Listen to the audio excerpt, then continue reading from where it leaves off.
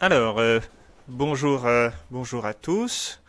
Voilà, normalement ça devrait fonctionner. J'attends que quelques-uns d'entre vous se connectent. Voilà. Il y en a déjà quelques-uns qui arrivent pour prendre la séance. Alors, je vous propose que nous commencions sans trop tarder. J'espère que vous allez bien. Alors, j'ai regardé concrètement, il nous reste plus beaucoup de séances, hein. Il nous reste cette séance, celle de demain, et puis une dernière séance qui aura lieu donc la semaine prochaine. Et ensuite c'est terminé. Vous aurez un examen en présentiel, hein, bien entendu, au mois de janvier, qui portera sur les questions qui sont en fin de chapitre. Hein, donc toutes les questions seront celles que vous avez vues en fin de chapitre. Voilà. Et c'est deux choses différentes avec les examens, enfin les évaluations de TD, hein, qui elles sont décidées par vos enseignants. Et donc, si vous voulez avoir des informations sur le type de contrôle que vous pourrez avoir la semaine prochaine, n'hésitez pas à leur demander, par exemple, les sujets de l'année dernière ou le type de sujet qu'ils posent. A priori, ils vont vous poser des questions, vous demander de faire des exercices que vous avez vus en cours de TD. Hein. Voilà, par rapport à ça, il n'y aura pas normalement beaucoup de surprises. Voilà, chaque chargé TD fera le cours, fera son question par rapport à ce que lui-même a vu, hein, puisque là aussi les programmes peuvent être un peu différents d'un chargé de TD à l'autre. En passant, les cours de TD de la semaine prochaine sont annulés. Hein. Il n'y a pas de cours de TD. Alors je sais pas pourquoi ça reste dans l'emploi du temps, hein, mais ils sont bien remplacés par la séance d'évaluation que vous aurez en présentiel. Certains s'inquiètent, alors je vais essayer de me renseigner parce que j'ai toujours pas moi non plus les modalités, les protocoles sanitaires, donc je vais quand même demander à ce qu'ils nous le disent. Parce que je sais même pas par où vous rentrez, par exemple, des choses comme ça.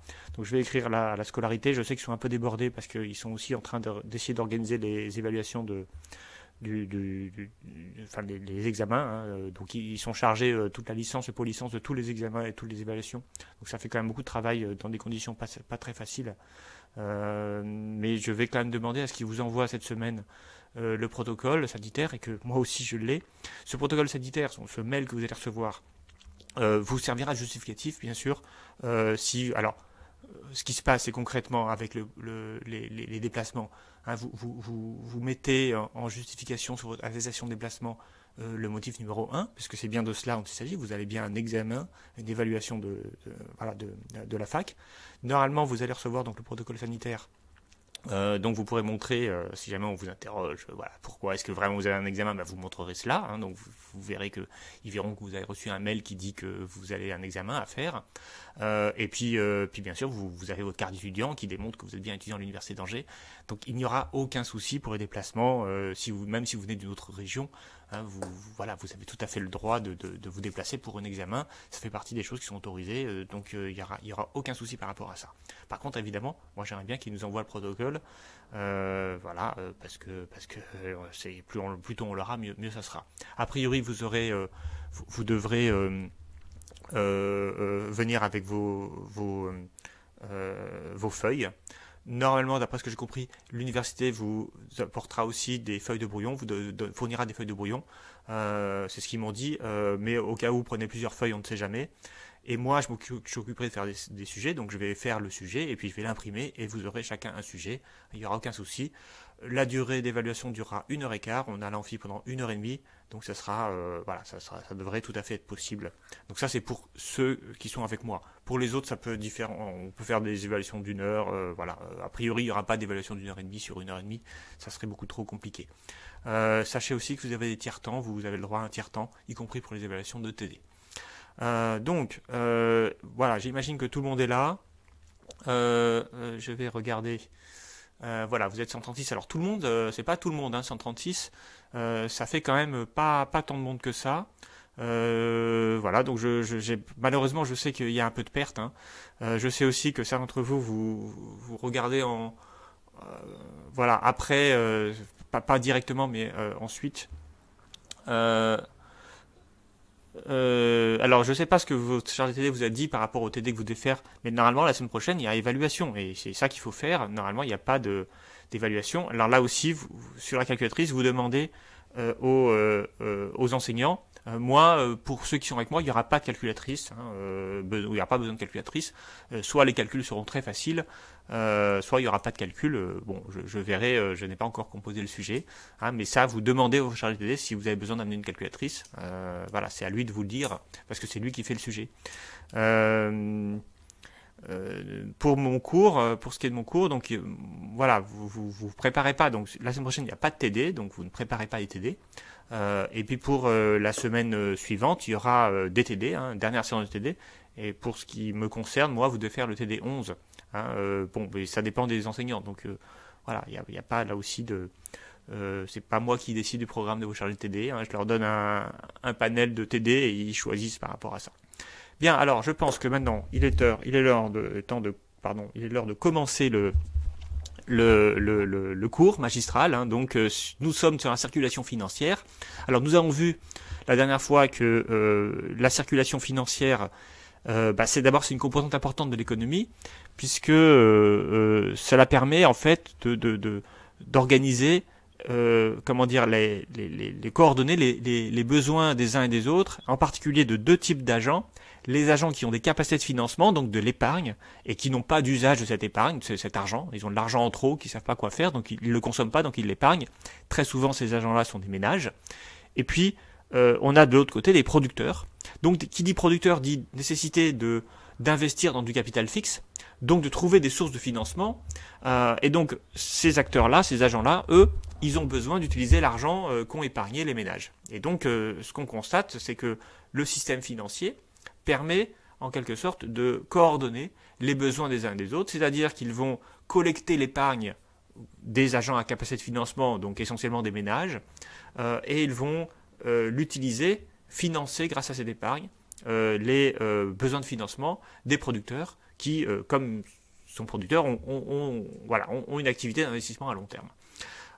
Et donc on avait terminé le cours là-dessus sur les trois modalités d'organisation de la finance. Premièrement, ce qu'on appelle la finance intermédiaire. Alors ça, il n'est pas dans le diaporama, mais vous pouvez l'écrire. La finance, on appelle ça aussi la finance intermédiaire. Ça veut dire qu'il existe un intermédiaire bancaire. Donc ça veut dire que nous avons ici un mécanisme qui permet de créer la monnaie. Souvenez-vous, on l'a vu au chapitre précédent. Donc ce sont les ménages qui déposent de l'argent dans la banque.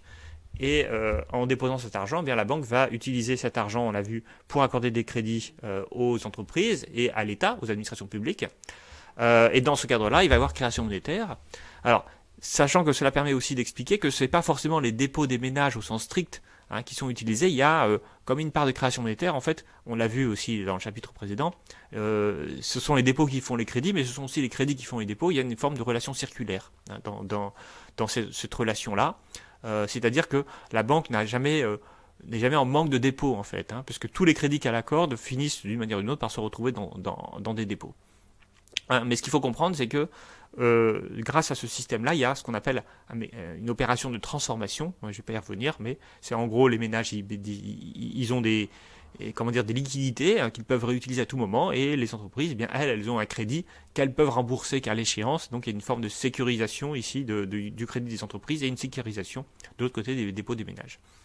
Ensuite, on a vu qu'on avait une forme semi-directe. Ça passe par ce qu'on appelle des investisseurs institutionnels. On les appelle aussi parfois dans le jargon des zinzins. Ces investisseurs institutionnels, voilà. Et ces zinzins, ce sont essentiellement les assureurs, les fonds de pension. Eux, ils récoltent des cotisations des ménages. Donc les ménages, ils achètent un service d'assurance et avec cet argent, le fonds, lui, va placer cet argent sur les marchés financiers et ainsi va financer les besoins des entreprises et des administrations publiques. En achetant des titres, qui sont donc des titres typiquement, il peut acheter des actions d'entreprises, donc devenir copropriétaire des entreprises. On a d'ailleurs beaucoup d'entreprises, notamment des PME industrielles, qui peuvent être possédées par des fonds d'investissement qui les gèrent. Alors, soit copossédés, soit possédés directement. Et donc, parce qu'ils cherchent les fonds, par exemple, j'ai dit fonds d'investissement, je voulais dire fonds de pension. Donc ils gèrent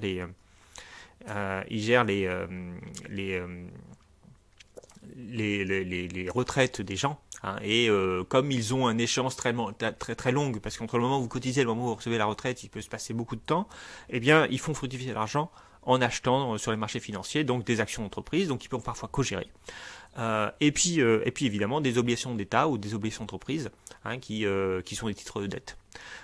Et donc, contrairement à la banque, il n'y a pas ici de création monétaire. Hein, il y a autant d'argent qui rentre, enfin il y a pas de crédit derrière ça directement. Et puis enfin, et je m'en étais arrêté là, les ménages peuvent acheter directement sur les marchés financiers, soit tout seuls, ils vont se connecter sur un site spécialisé, ils vont acheter des actions ou des obligations ou n'importe quoi. Mais ils peuvent aussi, non pas eux-mêmes directement acheter, mais passer par des OPCVM, c'est-à-dire des organismes de placement collectif en valeur mobilière. Alors, je vais vous expliquer un peu ce que ça signifie, parce que donc on a bien ici un organisme, donc quelque chose qui est une institution, d'accord. Placement collectif, ça veut dire qu'on va placer de l'argent, donc c'est bien un mécanisme d'épargne, on rend service à l'épargnant. Collectif, ça veut dire ensemble, on va avoir un pôle de personnes, hein, un pool en gros, on va collecter l'épargne de beaucoup de personnes pour créer en fait une masse financière suffisante pour diversifier, etc. Je vais vous en parler. Et les valeurs mobilières, ce qu'on appelle valeurs mobilières, c'est quelque chose qui n'est pas immobilier, donc qui est en fait très souvent, on appelle cela des titres, hein, des titres financiers. Donc il va placer essentiellement sous forme de titres financiers. C'est-à-dire il ne va pas placer ni dans l'immobilier, dans le logement, etc., les bâtiments, mais pas non plus dans les entreprises, hein, le capital fixe directement. Donc il ne va pas investir dans la production, dans l'investissement en formation de capital fixe, mais il va investir dans la finance, c'est-à-dire dans racheter des choses qui peuvent s'échanger facilement. Ce sont les titres, hein, de dette et de propriété, que sont les obligations et les actions. Alors, voilà, donc c'est ça qu'on appelle un OPCVM. C'est un fonds de placement en titres financiers, qui sont les actions et les obligations qu'on a vues par ailleurs. Alors, je voudrais qu'on revienne sur les OPCVM, du coup, que je vous explique, parce que bon, sans doute qu'à votre âge, vous n'avez pas encore beaucoup de stratégies, beaucoup d'épargne qui vous permettent de placer de l'argent, vos économies dans les OPCVM, mais un jour ça viendra, hein, souvent à 50 ans, on commence à avoir beaucoup d'épargne, on prépare sa retraite, on ne sait pas quoi en faire, et on ne peut pas évidemment le laisser uniquement dans le livret A, d'abord parce que c'est plafonné, puis ensuite parce que la rémunération n'est pas très importante. Donc parfois on va voir son banquier, on dit voilà, j'ai beaucoup d'épargne, qu'est-ce que vous me proposez? Et en général, le banquier, eh bien, il vous propose des OPCVM. Et en fait, en tant que banquier, c'est un peu son rôle aussi, c'est-à-dire qu'il va collecter votre épargne. Hein, vous allez dire, je vais mettre 1000 euros, 10 000 euros, 50 000 euros. Hein, ça peut être évidemment des sommes très importantes parce que ça n'a pas de sens de mettre 100 euros dans ce genre de choses. Il va donc placer pour vous cet argent en mutualisant l'épargne d'autres personnes. C'est-à-dire qu'au lieu que ce soit vous qui gérez les placements, eh bien c'est un trader qui va le faire, donc un employé de la banque qui va choisir, hein, à partir de l'ensemble de l'argent qu'il possède, eh bien où placer cet argent pour faire fructifier au mieux cet argent et vous rendre les bénéfices de ce placement.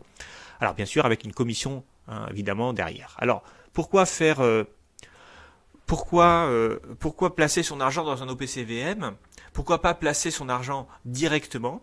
Eh bien parce qu'en fait, malgré le fait qu'il existe des coûts de gestion, hein, c'est marqué ici, hein, un inconvénient, un coût de gestion, bon parfois il peut y avoir des coûts d'entrée, vous devez cotiser à quelque chose pour ensuite pouvoir placer l'argent. Coût de gestion, ça veut dire que le trader il va être rémunéré, hein, il va être rémunéré par le profit qu'il va faire, donc vous n'aurez pas tout le profit de ses placements. Mais malgré tout, ça peut être intéressant de le faire parce que ça va permettre de faciliter la diversification. Alors ici, je vous demande de noter parce que c'est un mot en rouge déjà et c'est un concept extrêmement important en finance que vous aurez l'occasion de revoir plus tard, mais pourquoi pas commencer maintenant dès la première année. Alors concrètement, quand on place de l'argent sur les marchés financiers, l'objectif évidemment c'est de perdre le moins possible, c'est-à-dire d'éviter que les actions ou les actifs qu'on achète perdent en valeur. Et ça, c'est possible. Hein. Vous pouvez acheter les entreprises, les actions d'une entreprise, pardon. L'entreprise fait faillite, ça arrive régulièrement. Bon, votre action, elle vaudra plus rien. Donc, vous serez propriétaire de plus rien. Donc là, vous passez, je sais pas, vous allez acheter 20 € l'action et qu'elle va au zéro, vous avez perdu 20 €. Au contraire, le cours de l'action peut augmenter. On va voir ça tout à l'heure, comment ça se passe dans les marchés financiers. Et dans ce cas-là, vous gagnez de l'argent. Mais en fait, vous gagnez pas uniquement de l'argent en pariant sur l'évolution du cours du titre que vous achetez, mais aussi simplement vous gagnez de l'argent parce que, souvenez-vous, les actions vous permettent d'obtenir un dividende, c'est-à-dire tous les ans, l'entreprise rémunère ses actionnaires. De la même façon, si vous achetez des titres de dette, des obligations, vous touchez un intérêt. Donc c'est surtout ça qui est intéressant ici dans le placement. Mais, donc comme je l'ai dit tout à l'heure, il y a des risques. Les risques, c'est la faillite d'entreprise, c'est le fait que l'entreprise vous avait promis un dividende élevé, bien finalement, il n'y aura pas de dividende cette année parce qu'elle n'a pas fait assez de profit, voire elle a fait des pertes. Le cours de l'action peut donc varier, le cours de l'obligation peut varier aussi. Vous avez une obligation d'entreprise qui fait faillite, pareil, vous perdez la valeur de l'obligation. Donc vous êtes en train de, en fait, quand vous placez de l'argent sur les marchés financiers, il y a ce qu'on appelle un arbitrage, un choix à faire entre le risque que vous prenez et les gains que vous obtenez. Et donc il faut gérer les deux.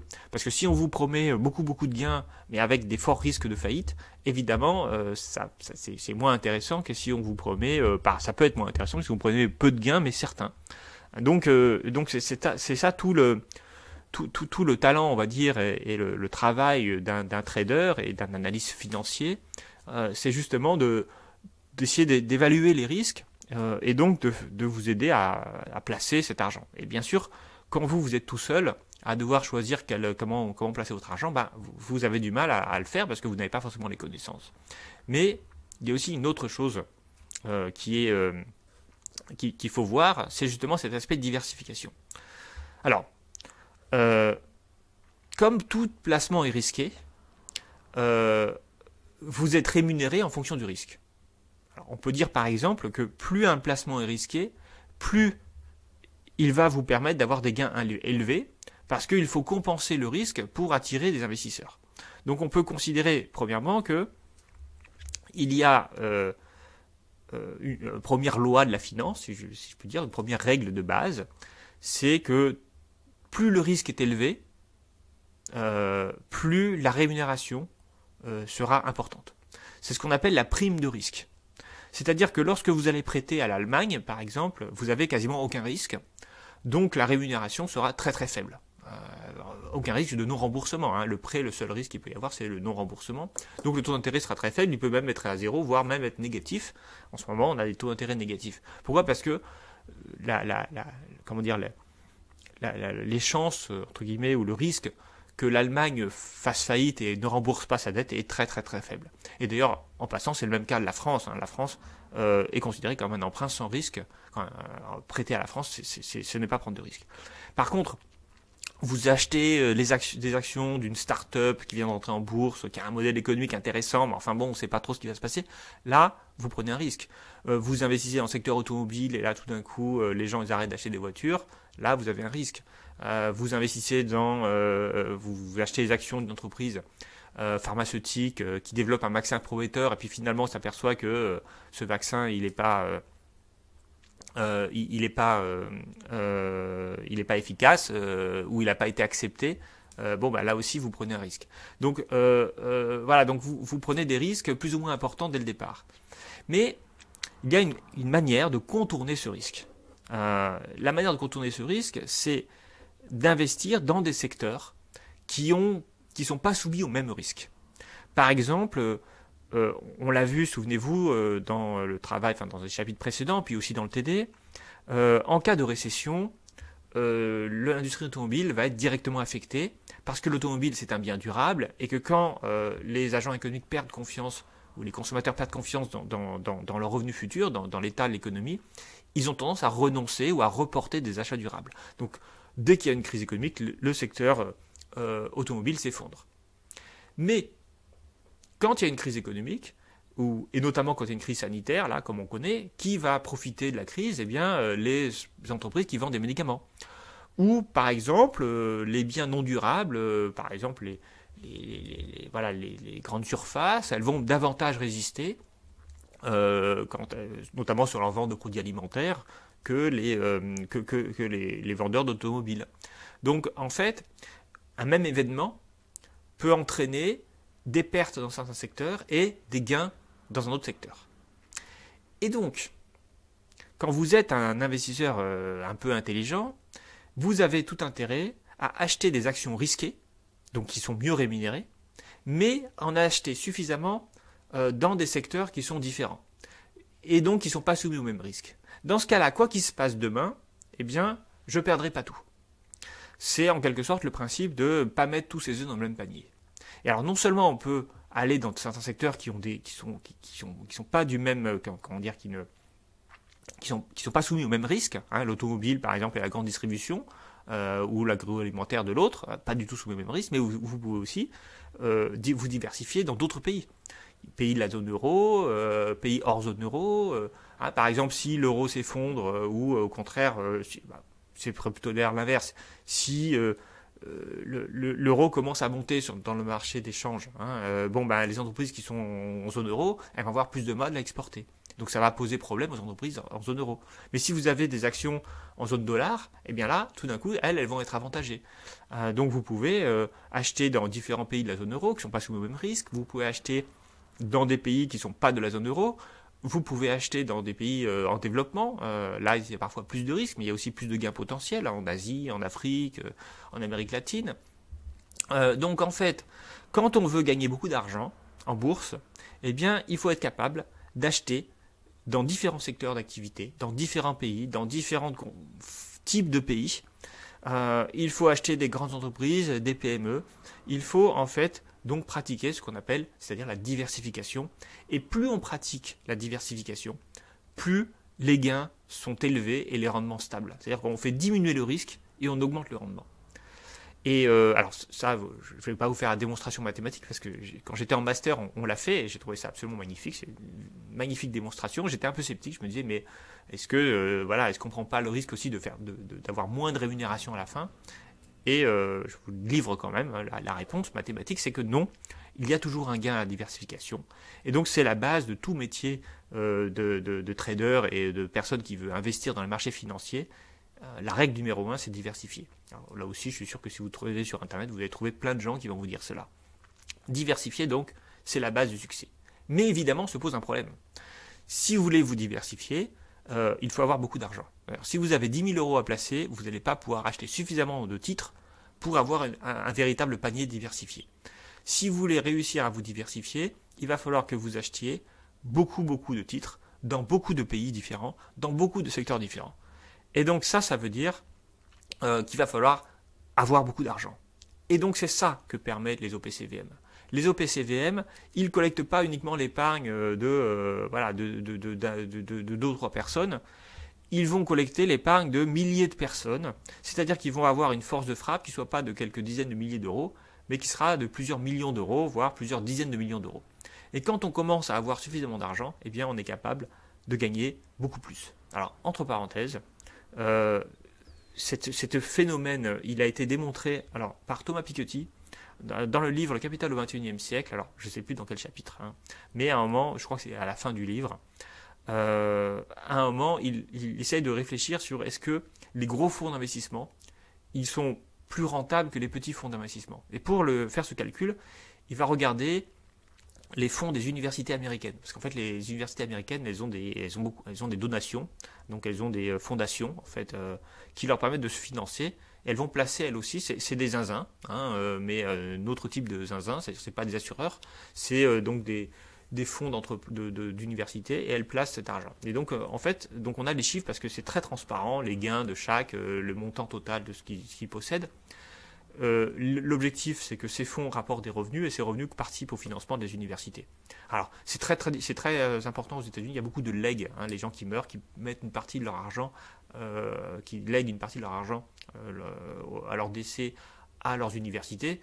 Évidemment, les universités les plus influentes, les plus importantes, gagnent davantage d'argent que les plus faibles. Et donc, Thomas Piketty a pu démontrer que plus le fonds était important, plus il gérait beaucoup d'argent, plus il était rentable. Et donc ça vient à cette question-là, c'est-à-dire que c'est sans doute lié à la diversification, c'est aussi lié peut-être à d'autres phénomènes, donc ils ne sont pas vraiment analysés dans Piketty parce que finalement on ne les comprend pas trop, mais ce qui est vrai, c'est que, c'est que quand on va gérer 100 000 euros, on sera moins rentable sur le long terme quand on va gérer 1 million d'euros, et on sera moins rentable à 1 million d'euros qu'à 10 millions d'euros, à 100 millions d'euros, etc. Donc vous comprenez bien que si vous voulez finalement gagner de l'argent, vous pouvez placer vos 1000 euros sur le marché financier, mais vous n'arriverez jamais, pour des raisons purement techniques, à avoir autant de rentabilité à long terme que quelqu'un qui place non pas 1000 euros, mais 100 millions d'euros, voire plusieurs milliards quand il s'agit de fonds d'État. Par exemple, il y a aussi des fonds d'État, des fonds souverains, qui vont placer beaucoup d'argent. Par exemple, la Norvège a un fonds souverain. Alors en fait, c'est le revenu du pétrole qui sont placés sur les marchés financiers et qui rapportent beaucoup d'argent aussi à la Norvège. Donc tout ça pour vous expliquer le principe de la diversification. Donc je répète, c'est une technique de placement qui vise à multiplier les sortes de placements différents qui sont soumis à des risques différents dans des pays différents, dans des secteurs différents, de manière à maximiser les revenus tout en minimisant les risques. Parce qu'on minimise les risques quand on diversifie ses placements. Donc c'est expliqué ici, tourisme, pharmacie, automobile, plusieurs continents. C'est ça qui permet de diversifier. Et donc pour diversifier, je me répète, il faut avoir beaucoup d'argent à la base. Donc il existe un inconvénient qui est le coût d'entrée, le coût de gestion. Il faut rémunérer un trader, bien sûr, et parfois il est très bien rémunéré, mais très souvent, on peut considérer que le coût est supérieur, que le coût est inférieur à l'intérêt, puisque, si, à la limite, si vous avez besoin de placer 10 millions d'euros vous-même, peut-être que vous pouvez vous épargner, mais ça va quand même être compliqué, parce qu'il y a aussi des techniques pour placer, des coûts là aussi d'achat et de vente. Donc tout achat sur la bourse entraîne des coûts de transaction, puisque vous passez forcément par un courtier, vous ne pouvez pas vous-même acheter. Donc très souvent, ça peut être plus intéressant de confier cet argent à un organisme, un OPCVM. Alors les OPCVM, bien sûr, ils gèrent de l'argent, de l'épargne des ménages, donc ils sont très encadrés. Pour avoir le droit de récolter l'argent, il faut que votre société ou votre fonds soit agréé par l'autorité des marchés financiers. C'est l'autorité des marchés financiers qui vous permet de cela. Alors, parce que bien sûr, il y a des escroqueries, il y a des individus qui vont vous dire donnez-moi de l'argent, je le place et puis je rapporte. Mais ça, c'est illégal de le faire en fait en dehors sans avoir l'autorisation de l'AMF. L'AMF aussi vérifie que vous êtes bien informé. Alors, ça c'est très intéressant l'information parce que quand vous placez de l'argent, vous avez différents types de fonds. Vous pouvez avoir des fonds qui vont plutôt acheter des actions à l'étranger, qui seront des fonds plus risqués, mais plus rentables bien sûr, mais vous avez aussi des fonds qui vont plutôt acheter ce qu'on appelle des valeurs monétaires, c'est-à-dire donc des prêts à court terme, avec des taux d'intérêt très faibles d'ailleurs, souvent négatifs. Bon là, l'idée c'est vous garantir, de ne pas perdre, donc vous garantir la sécurité sans vous donner de rendement. Et donc, vous, en tant qu'investisseur, vous avez le choix en fait. Soit vous allez vers les hauts rendements, mais il y aura un risque, soit vous allez vers des bas rendements, mais sans risque. Et donc là, c'est un arbitrage, il y a un choix qui vous est laissé, qui n'est pas simple à faire. Et donc, l'AMF vérifie que vous êtes bien informé sur les risques que vous prenez. Et ça, évidemment, c'est extrêmement important. Il y a eu des scandales. L'un des scandales, c'était les caisses d'épargne qui avaient fait Natixis, une banque d'affaires, une banque de placement, et qui avait les agents de la caisse d'épargne et je crois que les banques populaires également avaient incité leurs clients à investir dans Natixis. Et puis c'était en 2006, 2006-2007, et après il y a eu la crise, et ils ont perdu beaucoup d'argent.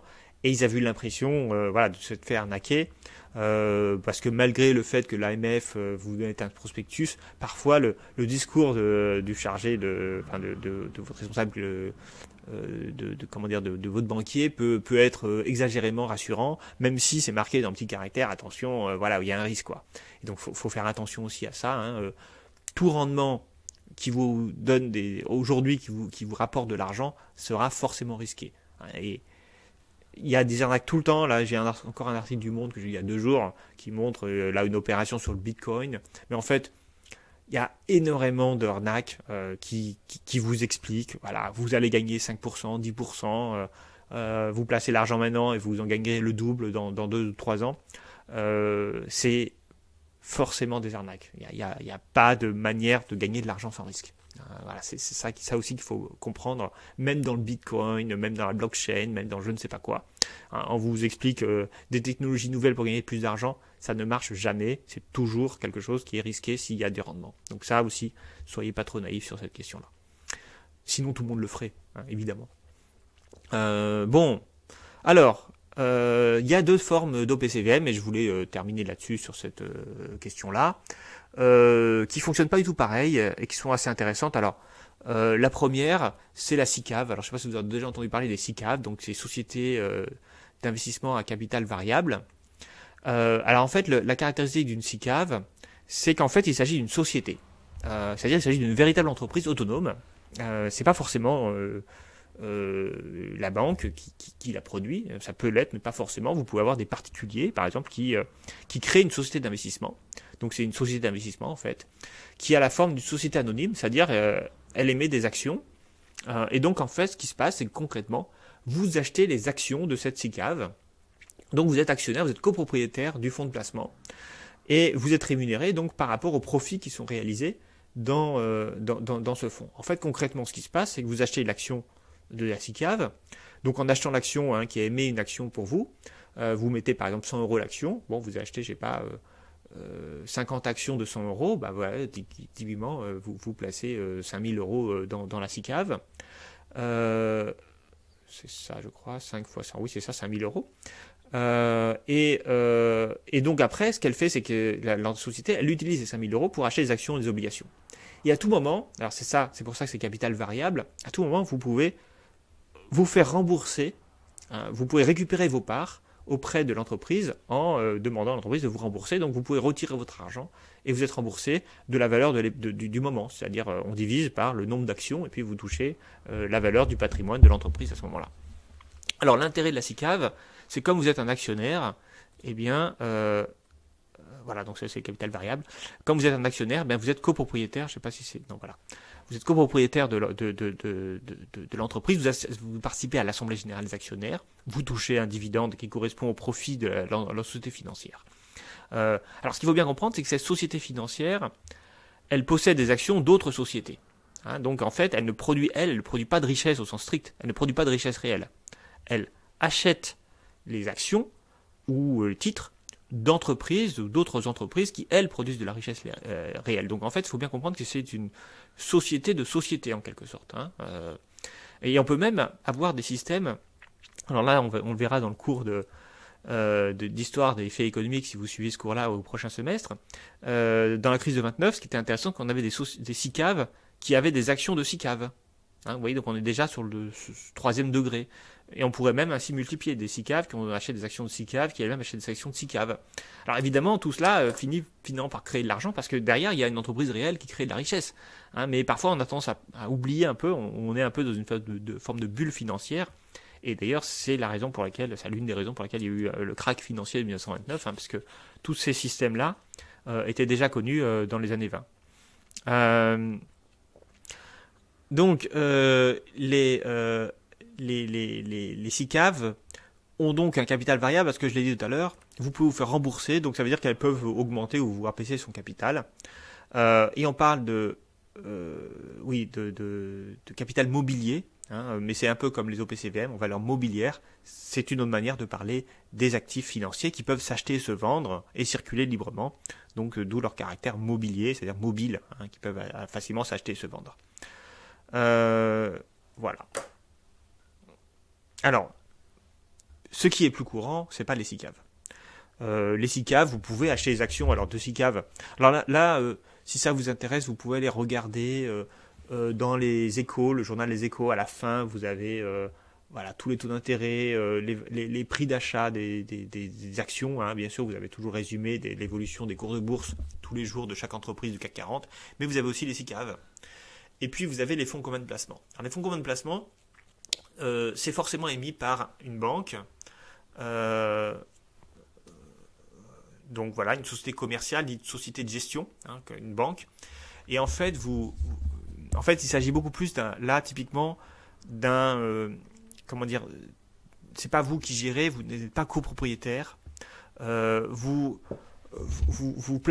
confiez votre argent à donc un fonds qui est géré par une banque très souvent, donc la société de gestion, et qui va placer pour vous l'argent.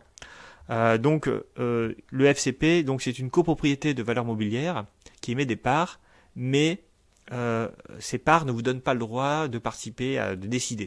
Donc vous n'êtes pas vraiment de droit politique.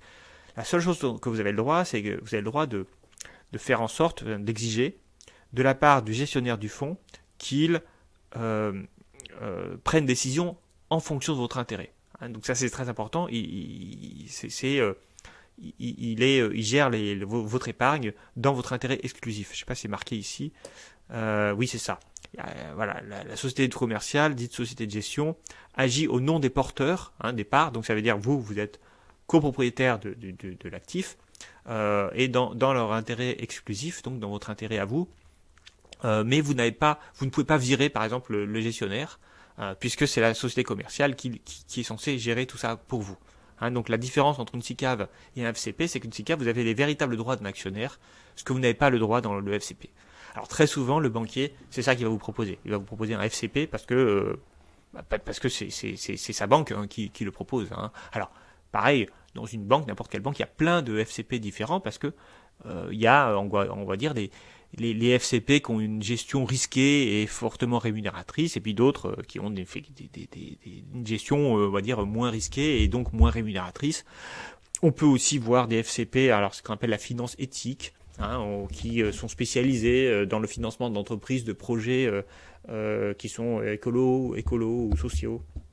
Donc là aussi, et ça parfois ça gagne aussi beaucoup d'argent parfois. Donc voilà, donc on a des FCP qui peuvent être vraiment très très variés, qui vont dépendre de ce que vous attendez, où vous voulez que votre argent aille, où vous voulez qu'il aille pas. On a aussi la finance islamique qui est très importante dans le monde, qui interdit certains types de financement d'entreprise et qui autorise d'autres. Voilà, et qui est une part importante des fonds d'investissement. Donc vous voyez, quand vous êtes quand vous avez de l'épargne, vous pouvez décider de qui votre argent va financer en allant souscrire à un FCP ou à une SICAV, parce que là aussi elles peuvent être spécialisées, qui va placer votre argent par rapport à des critères que vous avez et qui correspondent aux critères du FCP. Ce qu'il faut bien comprendre, c'est que l'OPCVM, donc le fonds, doit toujours vous renseigner sur sa stratégie. C'est l'obligation. Et donc, une fois que vous connaissez la stratégie, vous pouvez décider. Voilà. Donc, vous avez plein de FCP, là aussi, très différents. Et là aussi, quand vous aurez des sous, un jour, et bien que vous aurez trop d'argent, vous n'aurez pas quoi en faire, vous serez le vrai ménage épargnant à capacité de financement. Eh bien, si ça vous intéresse, bien sûr, il n'y a aucune obligation. Vous pouvez, soit placer vous-même l'argent, et je vous ai dit, en fait, à long terme, vous ne gagnez pas forcément gagner grand-chose. Alors après, ça peut vous amuser de le faire, mais c'est parfois moins rémunérateur. Par contre, vous participez à un fonds qui a une énorme force de frappe, qui a beaucoup d'argent.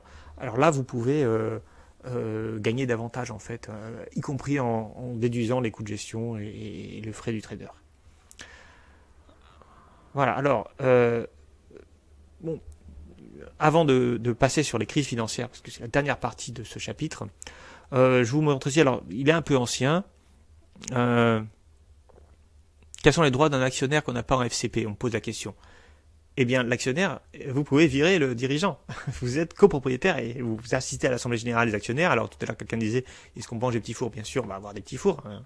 Non, il n'y a pas forcément, en fait. Dans les grandes entreprises, oui, mais pas dans toutes, bien sûr. Mais quand vous êtes actionnaire, vous pouvez élire ou démettre le directeur général. C'est ça que ça sert d'être actionnaire. Ce que vous pouvez pas faire quand vous êtes dans un FCP, c'est bien le. Alors, à l'heure actuelle, vous nous conseillez de placer où? Moi, je ne donne pas de conseils. Je suis pas banquier. Vous vous débrouillez avec votre argent. Je ne ferai pas ça. Moi, ce que je peux vous dire, c'est. Alors, quand j'étais étudiant en deuxième année, j'avais un cours de monnaie-finance qui était passionnant. J'adorais ça. Et un jour, je suis allé voir mon prof et je lui ai demandé. Non pas ce qu'il fallait que je fasse, parce que j'étais sûr qu'il allait me répondre ce que je viens de vous répondre, c'est-à-dire vous vous débrouillez, c'est votre argent, je n'ai pas de responsabilité là-dedans, je suis pas banquier, je suis pas conseiller fiscal, et bancaire et financier. Par contre, donc du coup, j'ai essayé d'être malin et je lui ai dit, vous, quand vous avez de l'épargne, vous en faites quoi? Et il m'a fait une réponse que je vais vous faire, parce que c'est exactement la même réponse. Il m'a dit, moi, quand j'ai de l'épargne, j'agrandis ma maison. Et, et je vous répondrai la même chose. Moi, quand j'ai de l'épargne, je recrute des artisans qui vont me changer ma chaudière, qui vont m'améliorer mon jardin, qui vont me rehausser mon toit. Bref, moi, ce qui m'intéresse, c'est la maison dans laquelle je vis. C'est pas de gagner plus d'argent après en jouant, en spéculant. Voilà, parce que ça m'intéresse pas, voilà, tout simplement. Et bien connaître la théorie ne veut pas dire qu'on aime la pratique. Alors, cela dit, il y a des économistes qui ont beaucoup spéculé, qui sont beaucoup amusés avec ça. Et l'économiste qui s'est le plus amusé avec en spéculant et qui a beaucoup gagné et en même temps qui a beaucoup perdu, c'est Keynes, John Maynard Keynes qu'on a déjà vu, et on va le voir tout à l'heure parce que lui, il a placé et lui, il a une théorie de la finance qui est intéressante, qui est à la fois une théorie de l'économiste théoricien, mais aussi une théorie de praticien. Voilà. Donc en ce qui me concerne, je peux vous le dire, et je sais que ça va beaucoup vous décevoir, je n'ai jamais acheté une action de ma vie, même pas pour assister à l'Assemblée Générale. Voilà, alors, je dis pas que je le ferai jamais, mais voilà, là, pour l'instant, la priorité, c'est de refaire tout mon jardin, et donc c'est ça que je vais faire quand j'aurai un peu d'argent, plutôt que d'acheter des actions. Voilà, parce que de toute façon, c'est l'endroit où je vis qui m'intéresse. Oui, il faut être joueur, mais je vous interdis pas d'être joueur. Hein. Moi, je joue d'autres manières. Voilà. Alors, donc ici, je voulais vous montrer quelque chose. Alors, j'avais fait ça pour un article de recherche. J'avais calculé, j'avais essayé de regarder comment étaient répartis la finance, quelle masse ça représentait dans la zone euro et aussi aux États-Unis. J'avais fait une comparaison dans cet article entre la zone euro et les États-Unis. Donc c'est des chiffres un peu anciens parce que je n'ai pas remis à jour depuis. Ils sont très compliqués à trouver ces chiffres-là, mais c'est pas grave qu'ils soient anciens. Faut comprendre un peu comment ça fonctionne. C'est un peu pour une question pédagogique. Alors vous voyez ici, vous avez donc la finance. Alors la finance ici c'est présenté en termes de pourcentage du PIB. Hein, donc on regarde le stock, voilà, le stock de finances dans la zone euro en proportion du PIB. Alors, vous voyez ici, là, cette espèce de marron brun, je sais pas trop ce que c'est comme couleur, ça représente le stock des actions. D'accord? Donc, vous voyez, les actions, c'est tout petit dans la finance. Hein, ça représente pas tant que ça. Alors, vous voyez ici les effets de la crise de 2008, hein, c'est l'effondrement du cours. Et bien évidemment, là, on a beaucoup moins de valeur, parce que c'est exprimé en valeur, en pourcentage du PIB. Hein, ça veut dire quoi? Je sais pas combien ça fait. Ça fait peut-être 40% du PIB. Hein, donc, c'est pas rien, hein, ça fait beaucoup de milliards d'euros. Mais voilà, c'était beaucoup plus important ici, où là, on avait quasiment... pas 100%, mais peut-être 80% du PIB. Donc on voit bien ici la chute des cours entre 2007 et 2008. Et puis après, ça regagne. Alors bon, ça, depuis, ça a re-augmenté beaucoup. Hein. Même à cause de la crise du Covid, les marchés financiers, les marchés boursiers, pardon, sont très élevés. Ensuite, on a ici les créances bancaires. Alors les créances bancaires, c'est pas des titres financiers. D'accord? Donc là, c'est la finance bancaire de base, c'est-à-dire que c'est pas des choses qui s'échangent sur les marchés financiers, c'est la banque qui accorde des crédits aux ménages, aux entreprises, aux administrations publiques. Et donc, vous voyez, ça a représenté, alors, c'est difficile à voir ici parce que malheureusement, j'ai pas remis l'échelle à droite, j'aurais dû le faire. Mais globalement, on voit que, voilà, on était à 250, 150. Donc ici, c'est plus de 100% du PIB, hein, c'est peut-être 120% du PIB, et puis ça augmente globalement. Et puis ensuite, on a cette partie-là, ce sont les obligations. Titres obligataires publics, titres obligataires privés et créances immobilières. Ah non, excusez-moi. Ça, c'est aussi le crédit bancaire immobilier. Donc vert plus jaune, hein, c'est les crédits bancaires. Créances immobilières de plus d'un an, donc ça veut dire des crédits... Alors c'est intéressant de regarder ça parce qu'on a vu que la hausse des prix de l'immobilier a pu faire augmenter les créances immobilières. Donc voilà, donc on est en fait à 150% du PIB en 2000, hein, et sans doute plus ici, hein, en 2012, en termes de stock de créances bancaires. Donc les créances bancaires, vous voyez, c'est très important, c'est peut-être le plus important de la finance. Et puis ensuite, on a les titres obligataires privés et publics. Alors les titres obligataires publics, c'est les obligations d'État, donc ça représentait quasiment 20%, hein, c'est l'essentiel de l'endettement public, hein, donc c'est quasiment 20% en 2012 du PIB. Et les titres obligataires privés, alors c'est d'une part, mais c'est une part minoritaire, les obligations émises par les entreprises, qui se financent comme cela, mais en fait, beaucoup d'entreprises se financent plutôt par le crédit bancaire classique, sauf certaines très grandes entreprises qui peuvent se financer par l'émission d'obligations. Mais très souvent, l'essentiel, la très grande majorité de ces titres obligataires privés, ce sont des obligations monétaires. Souvenez-vous, c'est le marché interbancaire. C'est les banques qui se prêtent entre elles, et elles se prêtent entre elles en émettant des obligations sur le marché interbancaire. Et ça, c'est, on va dire, la grande majorité des titres obligataires privés. Donc si je devais regarder là-dedans, alors j'avais pas, c'est les chiffres de la BCE, j'avais pas les différentes, j'ai pas regardé les différentes formes de titres obligataires, mais on va dire tous ceux qui sont à moins d'un an, c'est le marché monétaire, ça correspondait à la très grande majorité, à peu près les 3/4, le reste étant titres obligataires, donc à plus d'un an, qui en général sont émis par les entreprises. Voilà, donc c'est ça la structure financière. Alors ce qui est intéressant, pourquoi j'avais fait ce graphique, parce que ce qui m'intéressait, c'était de voir la croissance continue de l'endettement. Globalement, si on enlève les actions, ici on a une croissance de l'endettement qui passe de 250% en 2000 au moment de la crise en 2010 ici, au maximum on est, vous voyez, à plus de 350%. Donc on a une croissance forte de l'endettement global. C'est-à-dire que tout le monde s'est endetté. Les banques, alors ici c'est plutôt les banques, se sont endettées. L'État s'est finalement peu endetté dans cette période-là, il va s'endetter plutôt après, à partir de la crise. Et aussi les créances bancaires ont augmenté. Voilà. Donc voilà, ça vous permet de voir que la finance c'est pas la bourse. La bourse c'est l'échange d'actions cotées en bourse ici. C'est pas grand chose en fait dans la finance, même si ça évolue beaucoup. Il y a des cracks, là ici on a une bulle aussi. Au début des années 2000, une bulle boursière. Voilà. Puis ensuite un crash et puis ensuite à nouveau une bulle et puis un crash, etc. Vous voyez, ça fait du yo-yo les actions. Mais l'essentiel aujourd'hui de la finance, c'est quand même les prêts, les dettes privées et dettes publiques. Ici, 80-20. Et les dettes privées sont très importantes. Et parmi les dettes privées, on a le crédit bancaire classique. Et puis on a aussi la dette des banques entre elles. Voilà. Donc, alors maintenant, ce que je vous propose, c'est de nous intéresser aux crises boursières. À ce qui se passe ici sur les actions cotées. Et donc, je vais essayer de répondre à une question. Alors, c'est la question générale, c'est pourquoi les marchés financiers sont-ils instables? Mais ce que je vais traiter ici, c'est les marchés boursiers. Alors, en passant, les marchés financiers, c'est l'ensemble des titres financiers qui circulent. Donc, c'est les obligations et les actions.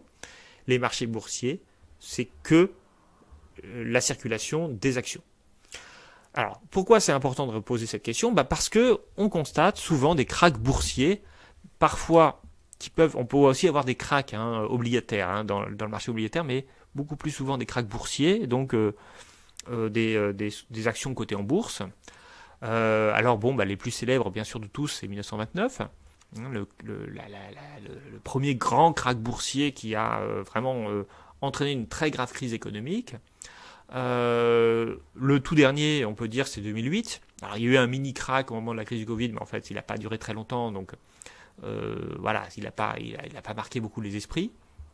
Donc 2008 et 2001 aussi. Là, c'était beaucoup sur les valeurs internet. Mais ça a aussi entraîné d'autres entreprises. Donc le plus grave, c'est 1929. Ensuite, on va dire 2008. Ensuite 2001. Et puis en fait, le krach boursier le plus bizarre de cette histoire, c'est celui de 87, où on voit, c'est la plus forte chute de la bourse de New York, historiquement. Je crois que même le récent krach qu'il y a eu lieu pendant la crise du Covid n'a pas été aussi important. D'ailleurs, c'est à ce moment-là qu'on a décidé de suspendre des cotations pour éviter l'effondrement des cours. Et en fait, il n'a eu aucune conséquence économique. Donc comme quoi, parfois, comme en 1929 ou en 2008, les krachs boursiers entraînent une crise économique. Parfois, comme en 87, il a un effondrement de la bourse, perte de valeur, mais aucune conséquence ou très peu de conséquences sur l'activité économique. Donc ça veut dire qu'il peut y avoir, qu'il y a une forme de déconnexion entre le marché financier et l'économie réelle. Et bien sûr, les marchés financiers, ce qui détermine la valeur des actifs financiers, c'est bien le fait que les entreprises font des profits, puisque à la fin, les actions vaudront l'argent parce que l'entreprise va verser des dividendes. Mais parfois, il peut y avoir un lien pas très clair. Et parfois, ce qu'on constate aussi, c'est un effondrement de la bourse peut entraîner des effets sur l'économie réelle. Alors, je ne vais pas rentrer dans les mécanismes parce que c'est un peu compliqué et puis que c'est pas le but ici. La question que je vais essayer à laquelle je vais essayer de répondre aujourd'hui, c'est pourquoi il est très difficile de gagner de l'argent en bourse. Enfin, très difficile. Pourquoi il est très difficile, plus précisément, de gagner plus d'argent que la moyenne en bourse. C'est-à-dire que, bien sûr qu'on gagne de l'argent en bourse parce que on touche des dividendes. Mais comme vous le savez, si on veut spéculer en bourse, c'est-à-dire jouer sur la variation des cours des actions, eh bien c'est difficile. C'est très difficile de prévoir quel sera le cours de l'action de lendemain. Et je vais essayer, dans cette dernière partie de ce chapitre-là, de vous expliquer pourquoi, en reprenant une idée importante, en particulier, qui est justement l'analyse de John Maynard Keynes, donc cet économiste britannique, qui écrit en 1936 la théorie générale, qui est quand même son œuvre majeure, que vous pouvez trouver sur Internet très facilement, parce qu'il est libre de droit maintenant. Et donc dans la théorie générale, je vous invite à lire le chapitre 12, qui est un des chapitres les plus connus de ce livre, qui n'est pas très difficile à comprendre, mais qui vous explique pourquoi les marchés financiers sont instables, pourquoi spéculer en bourse c'est quelque chose de compliqué, pourquoi en même temps c'est compliqué, en même temps c'est quasiment impossible pour un trader ou pour un agent de gagner à long terme sur la bourse. Et qui explique aussi pourquoi la bourse est instable, pourquoi il y a des krachs boursiers. Alors je vais en fait simplement, dans cette partie-là du cours, simplement vous faire un résumé de la pensée de Keynes. Je me souviens avoir écouté il y a quelques années Robert Boyer, un économiste français, expliquer en séminaire de recherche quelle était la théorie aujourd'hui des krachs boursiers. Et en fait, bien sûr, dans les détails, il y a des différences, mais sur le fond, on reste sur la pensée de Keynes. C'est-à-dire que, de mon point de vue, il a, je ne sais pas si lui-même a découvert tout ça, mais il a synthétisé une réflexion qui est valide aujourd'hui aussi bien qu'elle était en 36, valide en 36, qui est quand même au cœur des mécanismes de la finance. Alors pour essayer de vous faire comprendre cette réflexion, ce raisonnement de Keynes, je vais commencer par ce que dit Keynes lui-même au début, c'est-à-dire que quand on est dans une activité de spéculation, on doit chercher à comprendre quelle est la valeur fondamentale de l'action qu'on achète. Donc là, je me place vraiment sur le marché boursier. On peut étendre ensuite à l'ensemble du marché financier, mais là, ce qui m'intéresse, c'est les actions. D'accord ? Donc vous achetez une action, je sais pas, l'action de Total, l'action de France Télécom, l'action d'entreprise américaine, Tesla par exemple, qui fait beaucoup parler parce que Tesla a vu son cours de bourse exploser ces derniers mois. Donc la question qui se pose, c'est est-ce que cette action que j'achète, je l'achète cher ou pas ? Est-ce que je me fais arnaquer ? Est-ce qu'elle est trop chère par rapport à ce qu'elle vaut ? Ou est-ce qu'au contraire c'est une bonne affaire, elle est moins chère que par rapport à ce qu'elle vaut ? Alors évidemment, quand on réfléchit comme ça, se pose la question de savoir mais combien elle vaut ? En vrai, au fond. Et là, c'est là que se pose le problème. C'est-à-dire que si vous voulez savoir si vous faites une bonne affaire en achetant une action, ou au contraire une mauvaise affaire, il faudrait savoir quelle est ce qu'on appelle sa valeur fondamentale. Or, qu'est-ce que c'est que la valeur fondamentale d'une action ? Eh bien, c'est les capacités de l'entreprise à faire des profits. Non pas des profits l'année prochaine, mais des profits à long terme, puisqu'une action vous donne des dividendes, sur une période infinie de temps. Alors évidemment, les dividendes que vous allez éventuellement recevoir dans 150 ans, vous vous en fichez complètement. Ils ne valent rien pour vous. Ce qui vous intéresse, c'est les dividendes de l'année prochaine, et puis les dividendes de l'année suivante, etc. Mais plus vous reculez dans le temps, moins ça vous intéresse. Donc en fait, c'est ce qu'on appelle la valeur actualisée des dividendes, en théorie, c'est la valeur d'une action. C'est-à-dire, en fait, s'il y a une action qui vaut 10 euros par exemple, et qui rapporte, et dont vous pensez qu'elle va vous rapporter 1 euro par an en termes de dividendes, donc elle a un rendement de 10%, vous pouvez dire, c'est 10%, on va dire que c'est la norme. Ça veut dire que je vais toucher 1 euro l'année prochaine, et puis encore 1 euro l'année suivante, etc. Mais au fur et à mesure, comme ces euros, ils auront de moins en moins de valeur parce qu'ils sont de plus en plus repoussés dans le temps, vous pouvez considérer que l'ensemble de tout ça, de tous ces revenus futurs de l'action, ça vaut 10 euros. Évidemment, le problème, il est, est-ce que vraiment l'entreprise va vous verser 1 euro par an? Ça, vous n'en savez rien, parce que chaque année, l'entreprise, elle peut changer son dividende. D'abord, elle peut faire faillite. Dans ce cas-là, elle ne vous paiera plus rien, donc votre action ne vaudra plus rien. Mais même sans faire faillite, elle peut décider que finalement, l'année prochaine, bon, la situation étant ce qu'elle est, peut-être qu'on va vous donner que 50 centimes, ou au contraire, elle peut dire, bah, on vous donnera 2 euros par dividende. Et donc, vous comprenez bien que si les gens font le calcul que les dividendes versés vont être non pas de 1 euro, mais de 2 euros, bah, 10 euros l'action aujourd'hui, bah, c'est pas cher. Voilà, c'est-à-dire que concrètement, elle vaudrait peut-être plutôt 20 euros, si on pense à un taux de rentabilité de 10% comme étant la norme. Bon, si elle vous rapporte 2 euros, ça veut dire que l'action que vous achetez 10 euros, c'est une très bonne affaire. Par contre, si vous pensez que cette entreprise, elle risque de faire faillite, donc de disparaître, que son dividende sera au mieux de 50 centimes, alors là, 10 euros, ça fait cher. Donc le problème, il est, qu'est-ce que vous pensez que vaut l'action? Or, justement, pour savoir si une action vaut de l'argent, il faut être capable de calculer quelle est la vraie valeur de l'entreprise, quelle est sa rentabilité de long terme. Or ça, nous dit Keynes, eh bien, c'est très très très difficile à évaluer. Il est impossible aujourd'hui d'estimer la capacité qu'a une entreprise de réaliser du profit, la capacité qu'a un investissement de réaliser du profit. Bon, exemple. Il faut parler concret après. Imaginons que vous financez avec votre action la création d'une voie de chemin de fer, je ne sais pas, par exemple entre Cholet et Angers. Bon, imaginons qu'il n'y ait pas de chemin de fer déjà entre Cholet et Angers et vous financez. Alors là, on est dans l'univers privé, c'est pas l'État qui possède les rails, c'est les actifs. C'est comme ça que ça fonctionnait au XIXe siècle. Hein. C'était des entrepreneurs privés.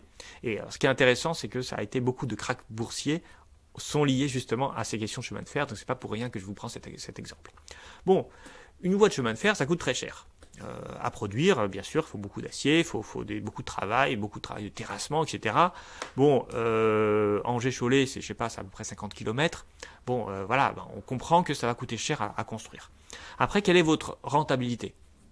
Votre rentabilité, c'est les péages que les compagnies, alors là on est dans un monde privé, donc il y a différentes compagnies, mettons, vont vous verser pour faire la liaison Angers-Cholet en train. Bon, alors, combien vous pouvez anticiper de péage? Alors déjà, donc quels sont les revenus futurs? Déjà cette question elle n'est pas claire. Parce que certes aujourd'hui il y a beaucoup de gens qui prennent le train pour aller d'Angers à Cholet. Mais est-ce que dans 10 ans, il y aura autant de personnes? Est-ce que dans 20 ans, il y aura autant de personnes? Il faut bien comprendre qu'une voie de chemin de fer, elle va se rentabiliser, comme elle est très coûteuse, elle va se rentabiliser sur de nombreuses années. Mettons que les compagnies ferroviaires, elles sont prêtes à vous payer, je sais pas, 50 000 euros. Là aussi, je dis n'importe quoi, je n'ai aucune idée des prix, pour faire passer son train d'Angers à Cholet, voilà, une fois par semaine pendant 6 mois. Bon, là aussi, je dis n'importe quoi, peu importe. Bon, vous saurez que vous avez voilà, ces rails, cette voie de chemin de fer, vous rapportez 50 000 euros. S'il y en a d'autres qui veulent là aussi créer des liaisons, vous allez comme ça récupérer un peu d'argent. Mais la compagnie ferroviaire peut aussi décider de supprimer sa ligne, et puis du coup, plus personne va prendre le train, et du coup, vous allez perdre tout l'argent. Pensez qu'à la fin du XIXe siècle, on a eu beaucoup d'entreprises privées qui ont financé comme ça des chemins de fer. Leur calcul était bon. Qu'est-ce qui détermine le fait que les gens ont envie de voyager? Eh bien, déjà, bien sûr, le coût du voyage, mais surtout l'intérêt pour les déplacements, l'activité économique, la population, la démographie va déterminer cela. Hein. Par exemple, entre Angers et Cholet, si il y a une usine qui s'ouvre à Cholet, nouvelle usine, il va y avoir plus de gens qui vont arriver sur Cholet, et donc plus de déplacements, hein, forcément, entre Angers et Cholet. Hein, donc forcément, ça va déterminer la demande. Hein, donc l'activité économique, le dynamisme économique, la démographie, tout cela détermine les besoins de transport des gens. Mais il y a aussi d'autres choses. Les moyens alternatifs de se déplacer. À la fin du XIXe siècle, le seul moyen de transport pratique qui permettait de relier une ville à une autre, c'était le chemin de fer. Donc là, il y avait une forme de monopole du chemin de fer sur le déplacement des gens. Bien sûr, on pouvait y aller à pied, en cheval, à cheval, etc. Mais enfin, c'était beaucoup plus long et en fait beaucoup plus coûteux et pas toujours pratique. Donc finalement, le voie de chemin de fer, à la fin du XIXe siècle, c'était quasiment le seul moyen qu'on avait de se déplacer d'une ville à une autre, qui était pratique et fiable. Donc évidemment, plein de lignes de chemin de fer étaient rentables. Et puis vous savez ce qui s'est passé à la fin du XIXe siècle, on a inventé l'automobile, le moteur à explosion. Et puis ça a commencé à se développer. Et puis ensuite on a inventé l'avion, donc on a pu comme ça relier des villes par avion. Alors ça a pris un peu de temps, mais pensez que vous êtes sur un investissement de 20-30 ans. Vous faites cet investissement en 1890. Le moteur à explosion vient à peine d'être inventé. Eh bien, vous calculez votre rentabilité par rapport au fait que vous vous dites, eh bien, les gens, ils n'ont pas tellement le choix, ils prennent le train pour se déplacer entre Angers et Cholet.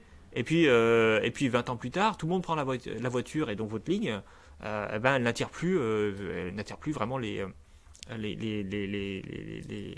gens n'utilisent pas le chemin de fer pour se déplacer. Donc ce que je suis en train de vous dire, c'est la rentabilité de n'importe quel actif est soumise à plein de choses, qui peuvent être des choses totalement imprévisibles, comme l'invention de la voiture par exemple, ou de l'avion, ou de moteur à explosion, et l'usage et différents usages. Mettons que voilà, vous faites un hôtel par exemple dans une région touristique et voilà, au hasard à Fukushima, belle région touristique, et tout d'un coup vous avez un accident nucléaire, votre région n'est plus tout touristique maintenant. Et donc votre hôtel il vaut plus rien parce que personne va venir dans cet hôtel parce que c'est à côté de Fukushima. Vous voyez, il y a plein de choses qui peuvent être comme ça, imprévisibles, qui fait que il est quasiment impossible de savoir quelle va être votre rentabilité réelle. Et puis par ailleurs, il y a aussi le coût. Quand vous investissez pour construire votre chemin de fer, vous calculez un coût, mais ensuite, quand vous êtes en train de la faire, la voie de chemin de fer, vous apercevez qu'il y avait plein de coûts que vous n'avez pas vus. Alors, typiquement, c'est ce qui s'est passé pour Eurotunnel. Eurotunnel, bon, ça avait tout l'air d'être une entreprise rentable, sauf que, en fait, le coût de construction a été beaucoup plus élevé que prévu. Donc, du coup, le calcul de rentabilité, eh bien, il était devenu faux. Voilà. En fait, c'est ça la base du problème. La base du problème, c'est que pour savoir la valeur d'une action, il faut être capable de connaître la valeur d'un investissement, qui est la contrepartie réelle de l'action. Et la valeur d'un investissement, elle ne se mesure pas à l'instant T, elle se mesure dans l'avenir, c'est-à-dire dans les 10, 20, 30 prochaines années. Or, eh bien, l'avenir, personne ne sait de quoi il va être fait, et donc il est quasiment impossible de savoir si cet investissement est rentable ou non. Alors, il y a encore une autre chose que Keynes nous dit. C'est que comment les actionnaires peuvent acheter, savoir s'ils font une bonne affaire ou non en achetant une action, alors même qu'ils n'ont qu'une vision très vague de ce que fait vraiment l'entreprise. On demande aux actionnaires d'être capables de savoir si ce qu'ils achètent comme action c'est une bonne affaire ou une mauvaise affaire, et en même temps, c'est pas eux qui gèrent l'entreprise. Et Keynes nous dit la chose suivante. Dans l'entreprise d'avant, on va dire du début du 19e siècle, c'était souvent des petites entreprises. Celui qui finançait, c'était souvent celui qui travaillait dans l'entreprise, c'est-à-dire le directeur de l'entreprise. Parfois, il avait quelques associés, mais qui participaient aux décisions de l'entreprise. Aujourd'hui, avec la société anonyme, donc qui émet des actions, n'importe qui peut acheter des actions, y compris des gens qui n'ont qu'une connaissance très très vague de ce que fait vraiment l'entreprise. C'est ce qu'on appelle la séparation entre la propriété et la gestion du capital. Ceux qui gèrent le capital, c'est le directeur général de l'entreprise, c'est, on va dire, l'ensemble des directeurs de l'entreprise, c'est les ingénieurs éventuellement qui travaillent dans l'entreprise, enfin tous ces gens-là, ils ont une activité. C'est leur métier, en fait, de travailler dans cette entreprise. Donc, eux, ils connaissent très bien l'entreprise, ils connaissent les avantages et les inconvénients. Par contre, celui qui possède l'entreprise, l'actionnaire, lui, très souvent, il n'a qu'une vision très, très éloignée de ce qui se passe vraiment dans l'entreprise. Donc, quand vous êtes un actionnaire, vous n'êtes pas forcément un gestionnaire, et donc, comment voulez-vous évaluer la valeur de cette entreprise si vous ne la connaissez pas ? Ça pose des problèmes. Donc il y a deux limites. Le fait que fondamentalement c'est impossible de prévoir l'avenir et donc de prévoir la rentabilité d'un investissement. Deuxièmement, c'est l'accès à l'information. Quand vous êtes actionnaire, vous n'avez accès qu'à une information publique. Vous ne savez pas forcément comment fonctionne l'entreprise de l'intérieur. Du coup, c'est difficile pour vous d'évaluer la valeur de l'entreprise. Et malgré cela, nous dit Keynes, malgré cela, à tout moment, on est capable d'évaluer très précisément, je regarderai les questions tout à l'heure quand j'aurai fini le cours. Malgré cela, on est capable, les marchés d'actions sont capables d'évaluer très précisément le cours de chaque action qui sont sur le marché. C'est-à-dire qu'aujourd'hui, le marché vous dit, l'action totale, elle vaut, je dis n'importe quoi, 142,53 €. Ça veut dire que la valeur totale de Total, c'est la valeur de l'action multipliée par le nombre d'actions. Là aussi, je sais pas, 1 million d'actions, et ben voilà, ça fait 143 millions. C'est la valeur de l'entreprise Total. Et demain, cette valeur, elle va changer. Ça va être peut-être un peu moins, parce que l'action va baisser de 5%, ou enfin de 2%, ou un peu plus, elle va augmenter de 2%.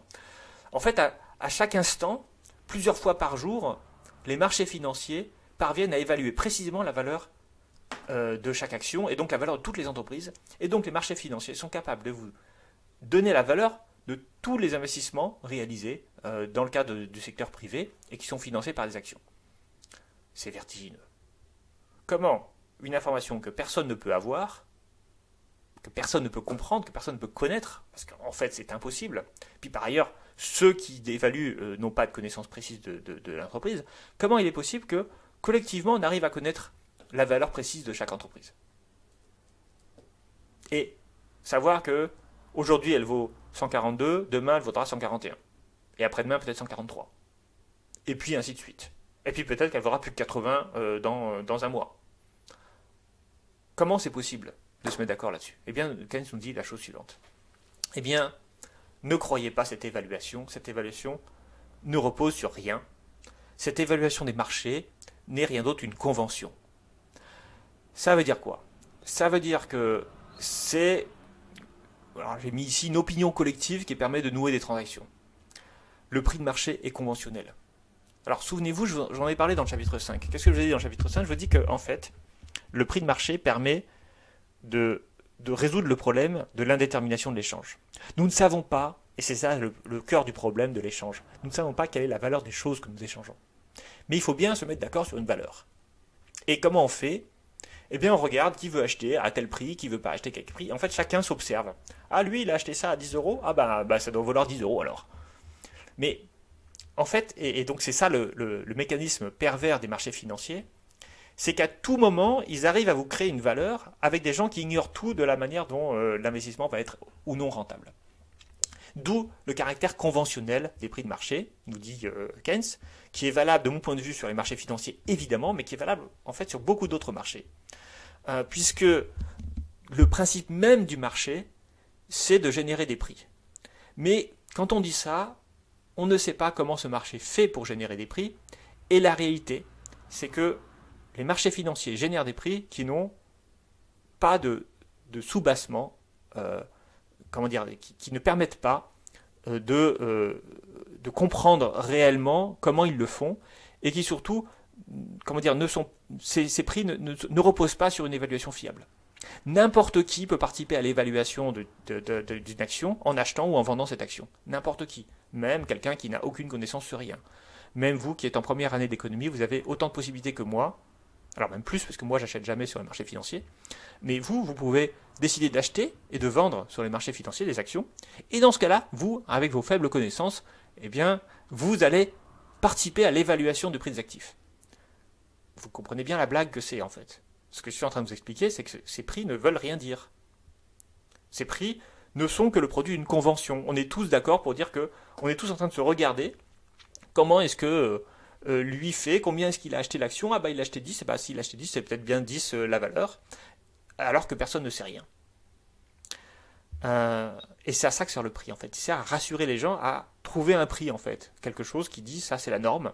Mais cette norme, eh bien justement, comme elle repose sur pas grand-chose, elle est fragile. Cette convention des prix, elle est extrêmement fragile. Voilà, tout repose, quelqu'un le dit, tout repose sur le comportement grégaire des actionnaires, mais je vais l'expliquer parce que il faut le développer davantage. En fait, nous dit Keynes, c'est bien, cette convention est fragile parce que justement, elle repose sur un comportement moutonnier. Alors, qu'est-ce que j'appelle le comportement moutonnier? Eh ben, c'est ce comportement grégaire dont l'étudiant a parlé tout à l'heure, c'est-à-dire le fait que comme on ne sait pas soi ce que vaut l'action, le titre qui nous est proposé, on regarde ce que font les autres. Est-ce que les autres, ils nous disent que c'est bien d'acheter, ou est-ce qu'ils nous disent que c'est pas bien d'acheter? Bon, bah, s'ils nous disent que c'est bien, on va penser que eux, ils en savent peut-être plus que nous, donc on va acheter. On va regarder l'évolution de la convention. Est-ce que la plupart des gens majoritairement disent c'est bien de l'acheter? Dans ce cas-là, peut-être que c'est bien de l'acheter. Donc, quand on est dans un état d'incertitude, comment dire, on ne sait pas soi-même comment évaluer une action, puisque pour les raisons que je viens de dire, c'est que un, c'est impossible, donc déjà, voilà, et deux, on n'a pas les éléments, hein, quand on est actionnaire, on ne sait pas comment fonctionne la boîte directement. Bon, alors on regarde ce que font les autres. Alors ça, ce mécanisme-là qui permet d'observer le comportement des autres pour se faire son propre opinion, c'est ce qu'on appelle la cascade d'informations. Alors, je vais l'expliquer. Alors, là aussi, vous trouverez ça dans Google très facilement, hein, cascade d'informations, c'est très amusant. Alors, pour essayer de comprendre la cascade d'informations, il faut imaginer la situation suivante. Vous êtes confronté à des personnes qui sont en état d'incertitude. En fait, elles manquent d'informations. Hein, c'est ça le principe ici. Elles manquent d'informations, elles ne savent pas si elles peuvent faire confiance à l'information qu'elles ont déjà. Et par ailleurs, il leur manque vraiment des informations.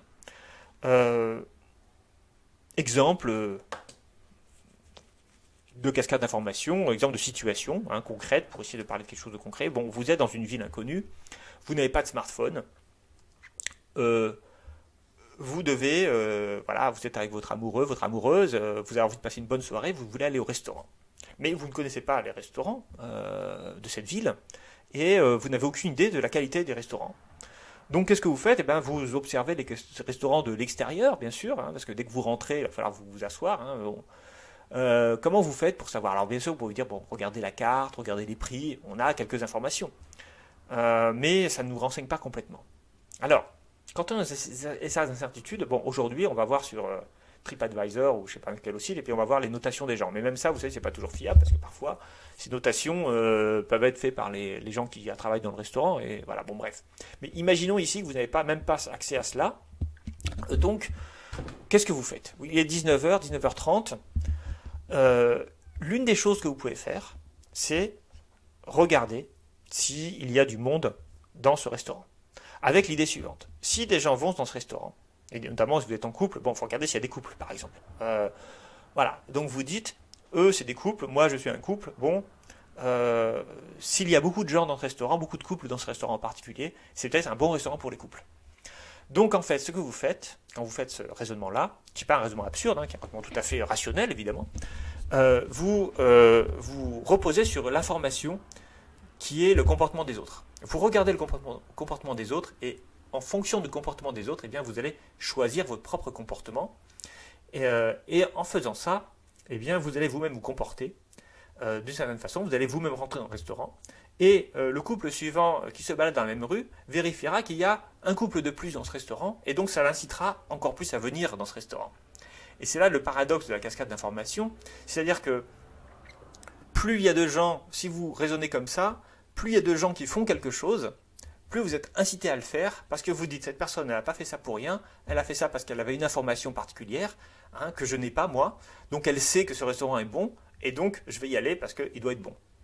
Et la cascade d'informations, ça explique en fait le comportement moutonnier, c'est-à-dire que c'est pas le comportement moutonnier ou grégaire des gens, c'est-à-dire le fait qu'ils vont s'imiter les uns les autres, ce n'est pas le produit d'une forme de bêtise ou d'un manque de rationalité.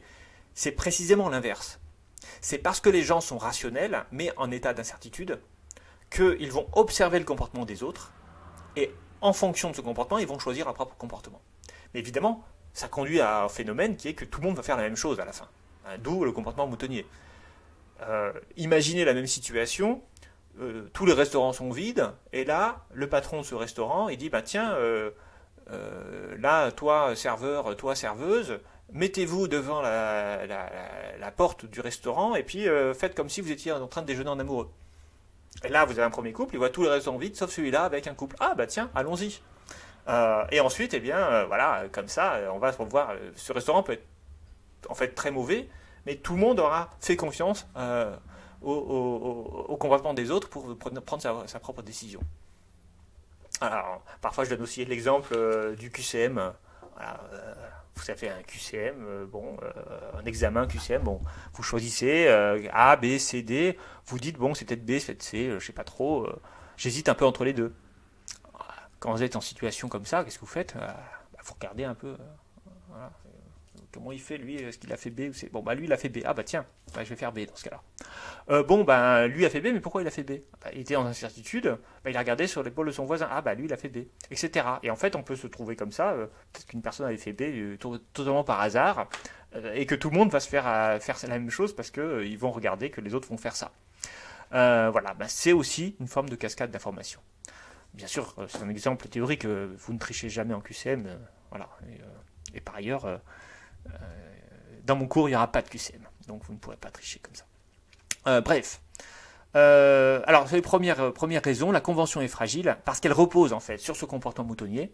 Parce qu'elle repose, en fait, sur l'observation du comportement des autres. Et il suffit donc que le comportement des autres change pour que, du coup, on change aussi son propre comportement. Donc, l'effet moutonnier, il peut aller dans les deux sens. Il peut aller dans le fait de faire progresser le prix d'une action et en même temps dans le fait de faire s'effondrer le prix d'une action. Deuxième raison, nous dit Keynes, pour laquelle cette convention est fragile, c'est qu'elle est soumise toujours aux aléas des événements. Donc c'est un peu la conséquence du premier, c'est-à-dire que tout d'un coup, un événement imprévu apparaît, alors tout le monde va changer d'opinion d'un coup, parce que tout le monde va du coup observer que les gens changent, et donc ils vont changer pour les mêmes raisons que tout à l'heure. Donc, nous dit Keynes, comme cette convention est fragile, comme les marchés financiers produisent une évaluation de la valeur des actifs qui repose sur des bases extrêmement fragiles, les marchés sont instables. Et donc Keynes nous explique à la fin qu'il va déterminer 4 grandes causes d'instabilité financière. Alors vous pouvez lire le chapitre 12, vous verrez que c'est bien ça qui est marqué. Alors la première des causes, nous dit Keynes, c'est que en fait, la plupart des investisseurs financiers ne sont pas compétents pour évaluer la rentabilité de leurs actifs. Alors ça peut se comprendre de deux manières différentes. La première, c'est de dire qu'ils ne sont pas compétents parce qu'ils ne sont pas spécialistes d'économie ou de quoi que ce soit, ce qui est vrai. Mais on peut aussi comprendre cela comme étant, de toute façon, ils ne peuvent pas être compétents parce que c'est impossible de prévoir l'avenir. Personne n'est devin, personne n'a des visions de l'avenir. Donc ils ne sont pas compétents pour cette autre raison-là. C'est-à-dire que même s'ils étaient compétents, au sens ils connaissent très très bien l'économie, ils sont John Maynard Keynes par exemple, ça ne suffirait pas parce que pour connaître la valeur d'un actif, il faut être capable de prévoir le futur. Et encore une fois, je vous l'ai dit, Keynes a beaucoup gagné d'argent en bourse, mais il a aussi beaucoup perdu. Et pourtant, c'est considéré comme l'un des meilleurs économistes du XXe siècle. Et il avait une pratique évidemment très, très, très intelligente de la finance. C'est pas quelqu'un qui spéculait n'importe comment. Donc ça veut dire que, premièrement, les marchés financiers sont ça parce qu'on n'est pas compétent. Puis souvenez-vous aussi, on n'est pas aussi compétent parce que l'actionnaire n'est parfois pas le gestionnaire, la plupart du temps n'est pas le gestionnaire de l'entreprise, donc il ne connaît pas le fonctionnement réel de l'entreprise. Deuxième raison, nous dit Keynes, les marchés financiers et boursiers en particulier sont instables parce que on va parfois être influencé par des événements tout à fait prévisibles. Par exemple, c'est le mois de juillet, il y a une canicule. C'est un mois de juillet, c'est normal, un mois d'août, il y a une canicule, il fait chaud l'été, ok, super. Mais pourtant, même quand il fait chaud l'été, on va voir apparaître des phénomènes boursiers. C'est-à-dire qu'on va prendre en compte ces phénomènes qui sont pourtant pas du tout rationnels a priori de prendre en considération. Alors, exemple, Nestlé qui vend des bouteilles d'eau et des glaces, des glaces. Canicule, le cours de Nestlé va augmenter parce que on va se dire, les gens vont plus acheter de bouteilles d'eau et de glace, de crème glacée. Donc, est-ce que ça a du sens? Non, parce que de toute façon, le chiffre d'affaires de Nestlé, il doit être calculé sur l'année entière. Et bien sûr qu'à un moment, l'été arrive, et bien sûr qu'il n'y a pas de raison que s'il fait chaud l'été, que ça entraîne un changement dans la rentabilité réelle de Nestlé sur l'année. Mais en fait, ce qui se passe, nous dit Keynes, c'est que bien que ça apparaisse totalement irrationnel, les investisseurs peuvent attendre du fait que les autres vont croire que le fait qu'il fasse chaud, qu'il y ait une canicule, va influencer la valeur de Nestlé, et donc, en quelque sorte, anticiper l'anticipation des autres. Alors, pour vous expliquer, je vais prendre là aussi un autre exemple. Pendant une période, on avait une théorie qui essaie d'expliquer les cycles économiques. Parce qu'en économie, il y a des cycles, des cycles d'affaires. Et au début du XXe siècle, on se pose la question de savoir d'où viennent ces cycles. Pourquoi il y a tout d'un coup des croissances et des décroissances de l'activité économique, pourquoi il y a des récessions régulièrement et des phases de boom d'autre part. Certains économistes ont émis l'hypothèse que ça pouvait avoir un lien avec l'activité solaire. Alors, l'hypothèse n'était pas totalement absurde. Nous savons que l'activité solaire suit des cycles. On regarde les taches solaires qui se multiplient tous les 11 ans et qui disparaissent. Et on peut penser que peut-être que l'activité solaire peut avoir une influence sur l'agriculture, qui elle-même pourrait avoir une influence sur l'ensemble de l'économie, puisqu'au début du XXe siècle, les économies étaient beaucoup agricoles. Donc des économistes, tout à fait sérieusement, ont commencé à regarder s'il pouvait y avoir une corrélation entre les cycles solaires, qu'on regarde par les taches solaires, et les cycles économiques. Bon. Cette idée a été très populaire à une certaine époque, et donc les gens se sont appuyés dessus, cette théorie, pour anticiper les cours de variation des bourses. Et donc quand il y avait la multiplication de tâches solaires, eh bien c'était que le soleil était en un cycle, donc il fallait par exemple acheter ou vendre. J'avoue que je ne connais pas la théorie, donc peu importe. Et donc ça, on pouvait voir que selon l'activité solaire, il y avait des variations de bourse qui représentaient en fait l'idée que selon laquelle, la croyance selon laquelle ces cycles solaires pouvaient avoir une influence sur l'économie. Bon, évidemment, cette théorie était fausse. On a regardé, on a observé le cours des affaires, on a observé les cycles solaires, on a vu qu'il n'y avait pas de corrélation, que les crises pouvaient apparaître n'importe quand, qu'elles n'étaient pas corrélées avec l'activité solaire. Mais les gens ont continué d'acheter et de vendre des actions, de spéculer en fonction des tâches solaires. Et là, on peut se dire, mais autant c'était compréhensible que les gens y spéculent en fonction des tâches solaires quand la théorie n'avait pas été invalidée, parce qu'elle pouvait tout à fait valider, autant quand la théorie a été invalidée, pourquoi est-ce que ça continue d'avoir des effets sur l'action? Mais parce que les gens se sont dit, ok, cette théorie est fausse, mais peut-être que les autres, eux, ne le savent pas. Donc si les gens ne savent pas que cette théorie est fausse, eh bien, ils vont continuer d'acheter et de vendre en fonction de cette théorie. Et donc ça va avoir un effet sur les variations de cours. Et donc moi, en tant qu'investisseur, il faut que j'intègre cela dans mon calcul. On peut retrouver par exemple d'autres théories fausses, par exemple l'astrologie. Il y a des gens qui font l'astrologie des entreprises. Elle est née à tel moment, l'entreprise elle est Verseau ou Capricorne ou je ne sais quoi. On regarde l'horoscope, voilà, et puis on dit l'horoscope vous êtes en forme, l'entreprise va monter. Et ça marche parfois. Ça marche alors que ça n'a aucune base scientifique. Pourquoi ça fonctionne? Parce qu'il y a des gens qui croient. Il suffit qu'il y ait quelques proportions de gens qui y croient pour que ça ait une influence sur les cours de marché. Et donc ça peut du coup entraîner des gens qui vont investir par rapport à ça. Donc ce que Keynes nous dit, c'est que les variations à court terme, à très court terme des cours des bourses s'appuient sur des choses complètement bizarres. Donc des choses qui auraient tout à fait qui sont évidentes, comme il fait chaud l'été, qui ne devraient pas avoir d'effet sur la valeur réelle de l'actif à long terme, mais qui vont rentrer en compte, être pris en compte dans les variations de court terme.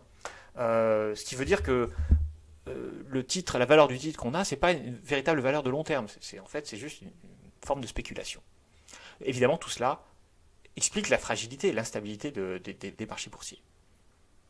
Bon, évidemment, et je viens de le dire tout à l'heure, les comportements boutonniers en eux-mêmes sont facteurs de crise.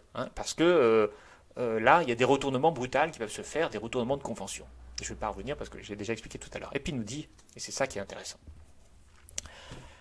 En fait, c'est le seul vrai argument, c'est le dernier. Quand on comprend tout cela, quand on comprend que ce qui détermine le cours des bourses, c'est pas la réalité de l'économie, mais c'est la réalité du comportement des autres actionnaires. C'est-à-dire le fait que les autres achètent ou vendent. Alors il faut comprendre que le mécanisme même de la spéculation, c'est lui qui est au cœur de l'activité boursière, de la valeur des titres. C'est-à-dire que, contrairement à ce qu'on pourrait croire, ce qui détermine le prix d'une action à l'instant T, ce n'est pas la vraie valeur dans l'entreprise dont est tirée l'action. Ce qui détermine le cours du titre à l'instant T, le cours d'une action à l'instant T, c'est la valeur que les gens ont dans la tête. C'est-à-dire que ce qui est au cœur de la valeur d'un titre financier, c'est la psychologie des acteurs. Et cette psychologie, eh bien, elle peut se reposer sur des choses totalement fausses, comme les horoscopes ou les tâches solaires, sur des choses vraies, comme mais sans importance, comme il fait beau l'été, et aussi sur peut-être des choses vraies qui sont importantes. Par exemple, voilà, Tesla a inventé une nouvelle batterie qui va faire en sorte de réduire les coûts par 2 de la production de batteries. Bon, bah voilà, là, ça peut être quelque chose, je dis n'importe quoi, hein, j'en sais rien de ça, qui peut effectivement entraîner une valorisation de l'action Tesla. Et donc,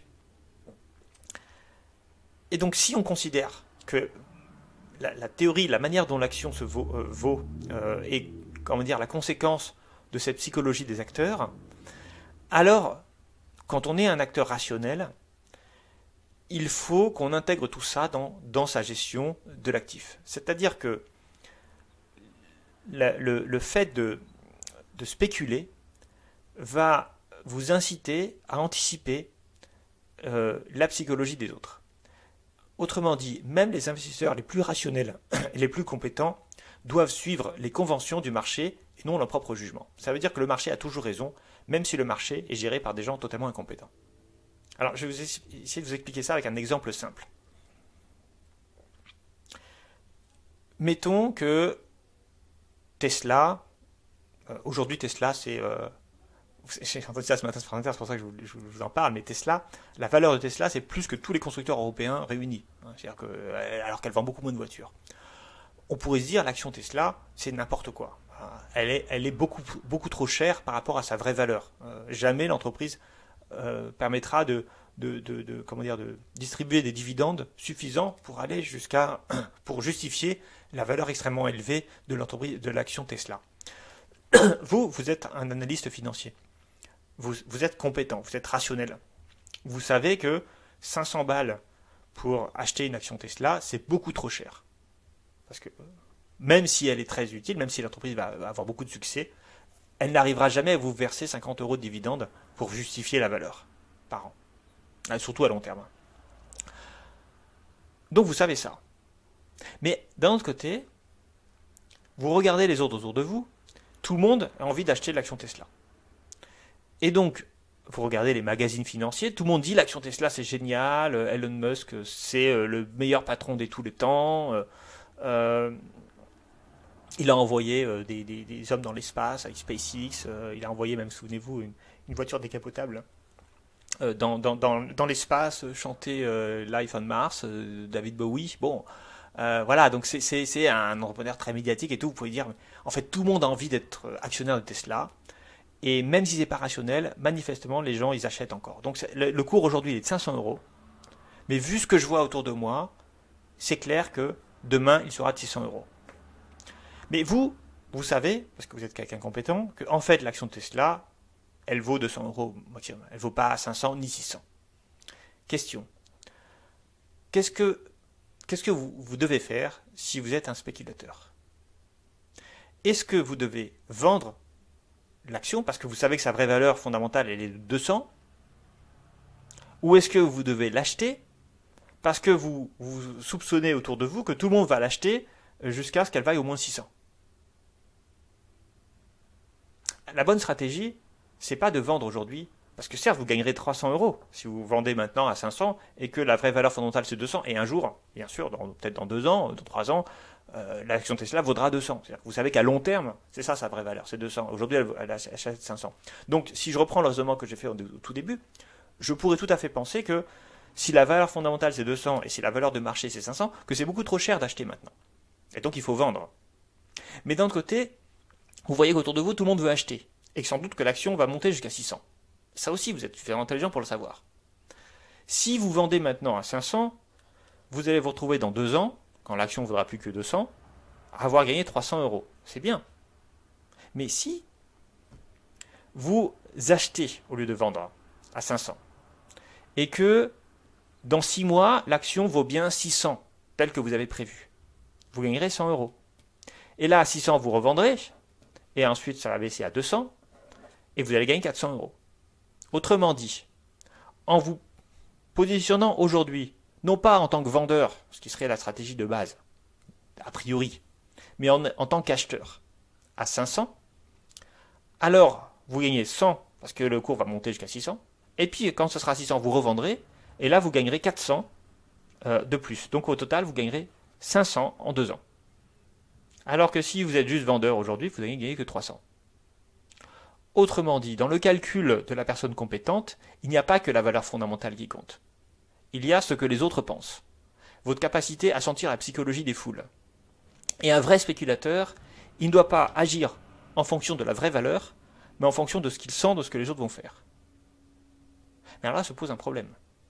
Parce que ça veut dire que concrètement, votre comportement ira à l'inverse de votre connaissance. Si vous devez raisonner uniquement avec votre connaissance fondamentale. Votre connaissance fondamentale, c'est la chose suivante. Cette action nous est aujourd'hui proposée à 500, or sa valeur fondamentale c'est 200, donc elle est surévaluée complètement. Donc a priori, le comportement que vous devriez faire, c'est vendre l'action à 500 pour gagner 300, l'écart avec ce qui se passera quand dans 2 ans, l'action vaudra 200.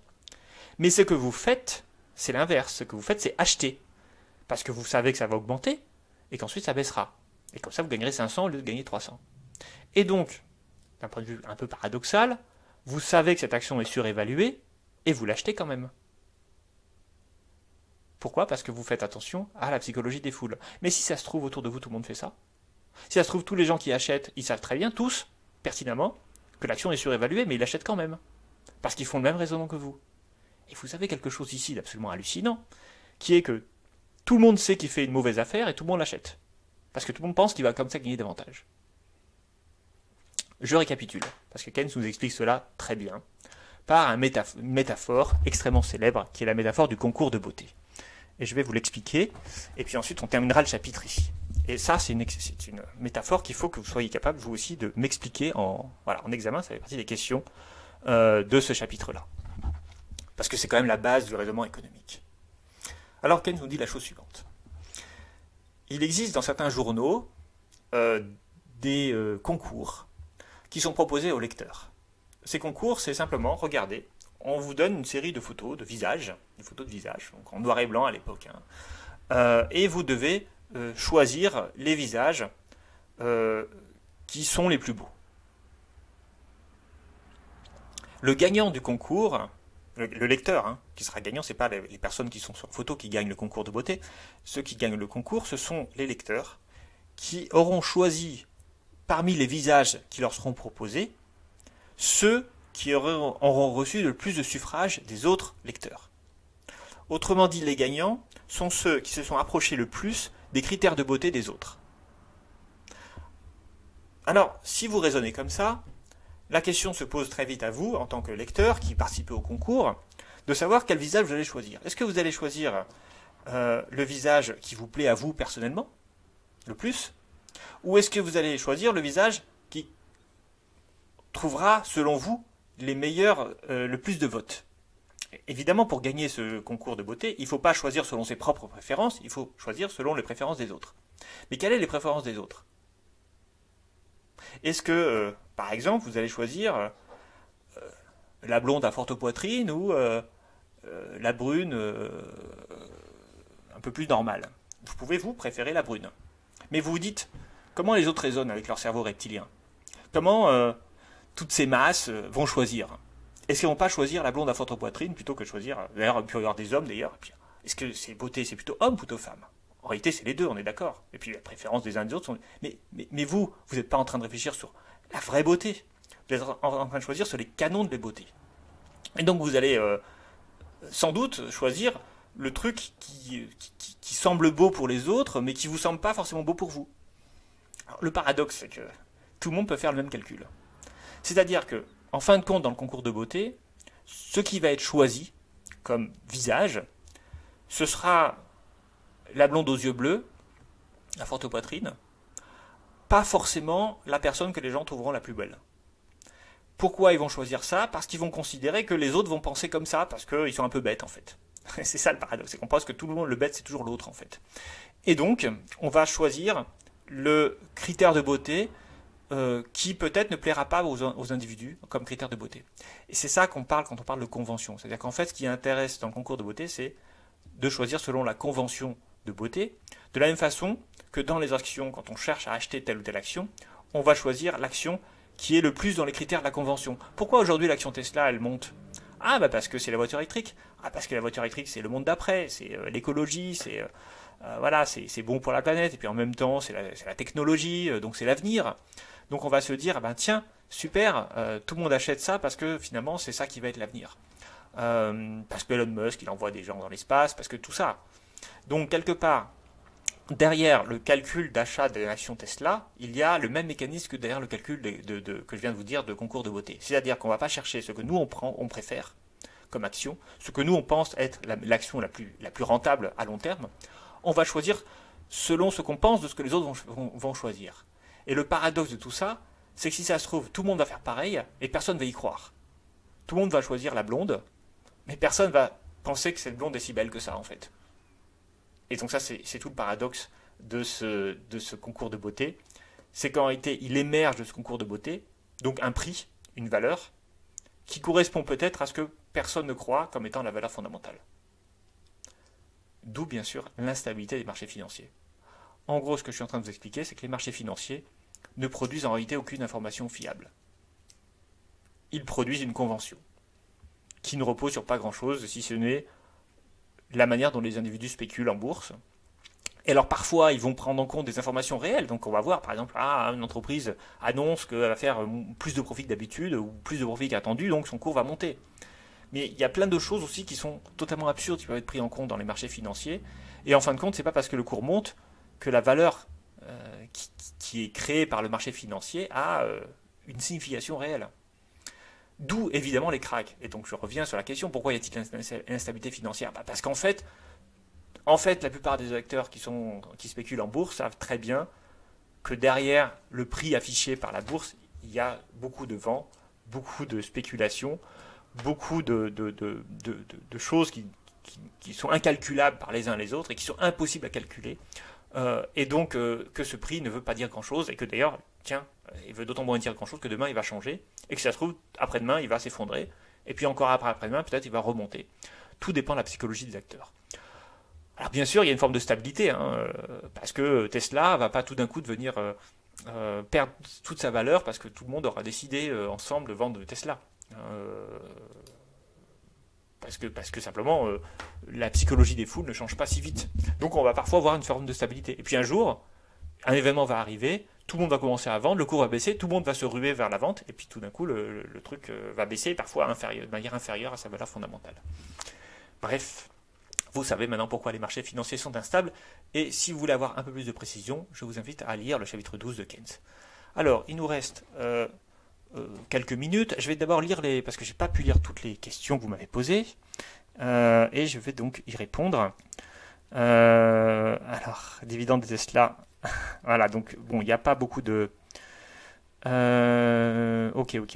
Bon, il n'y a pas de questions vraiment. Il faudrait donc privilégier, selon Keynes, investir à court terme ou à long terme.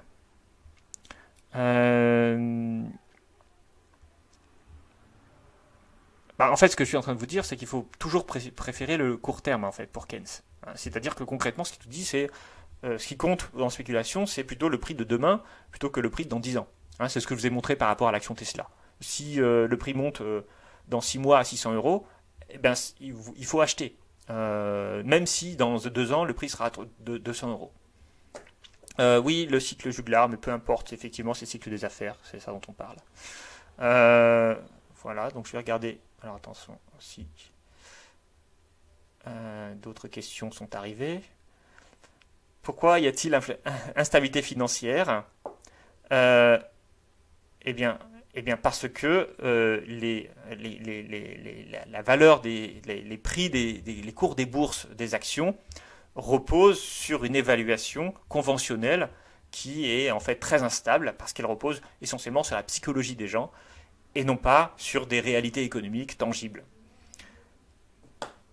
Voilà. Bon, en quoi mais ça, je ne vais pas vous répondre. Ça, je viens d'y répondre. La métaphore du concours de beauté. Bon, ben voilà, écoutez. Alors, les questions qui vous seront posées. Donc, je termine ça. Les questions qui vous seront posées, ben voilà, c'est les questions de définition. Que permet la circulation financière? Elle permet de coordonner les besoins des agents à capacité de financement et des agents à besoin de financement. Attendez, il y a une question là qui est venue. Est-ce que les actions d'entreprise déterminent leur valeur? Mais oui, mais les actions, le prix de l'action, c'est la valeur de l'entreprise. C'est pas qu'ils déterminent la valeur, c'est qu'ils sont la valeur. Vous avez une entreprise qui a 10 000 actions, chaque action vaut 10 euros, alors l'entreprise vaut 100 000 euros. Voilà, c'est aussi simple que ça. La valeur d'une entreprise, faut bien la comptabiliser, c'est la valeur de ses actions. Cumulée, le nombre d'actions multiplié par la valeur de chaque action individuelle. Voilà, on va expliquer pourquoi dans une entreprise ouverte, l'égalité I égale S n'est pas toujours vérifiée. Bon, ça c'est facile, hein, c'est parce qu'il y a des échanges avec l'extérieur, il y a notamment la balance commerciale, c'est là que vous dites. Cela, peut-être que je vais rajouter une question, je verrai, sur... bon, non, je vais pas le faire, peu importe, on va pas s'embêter avec ça, sur S-I égale X-M. Ça, faut le savoir pour vous, hein, pour plus tard. Expliquer pourquoi les déficits publics et commerciaux d'une économie peuvent être corrélés. Voilà, c'est ça. Alors non, c'est pas ça. Ça, c'est, on considère que I égale S, et après, il reste, donc c'est une question un peu difficile, hein, mais G moins T égale X moins M, hein, si on a une balance financière qui est équilibrée. Ça, c'est la question des déficits jumeaux des États-Unis dans les années 80. Quelles sont les trois formes de circulation financière? Bon, c'est super facile, on les a vues tout à l'heure. Quels sont les différents types d'OPCVM, donc FCP, SICAV, les avantages et inconvénients dans un OPCVM, je viens de les dire. Pour Jean-Marie Arkens, qu'est-ce qui explique l'instabilité des marchés financiers?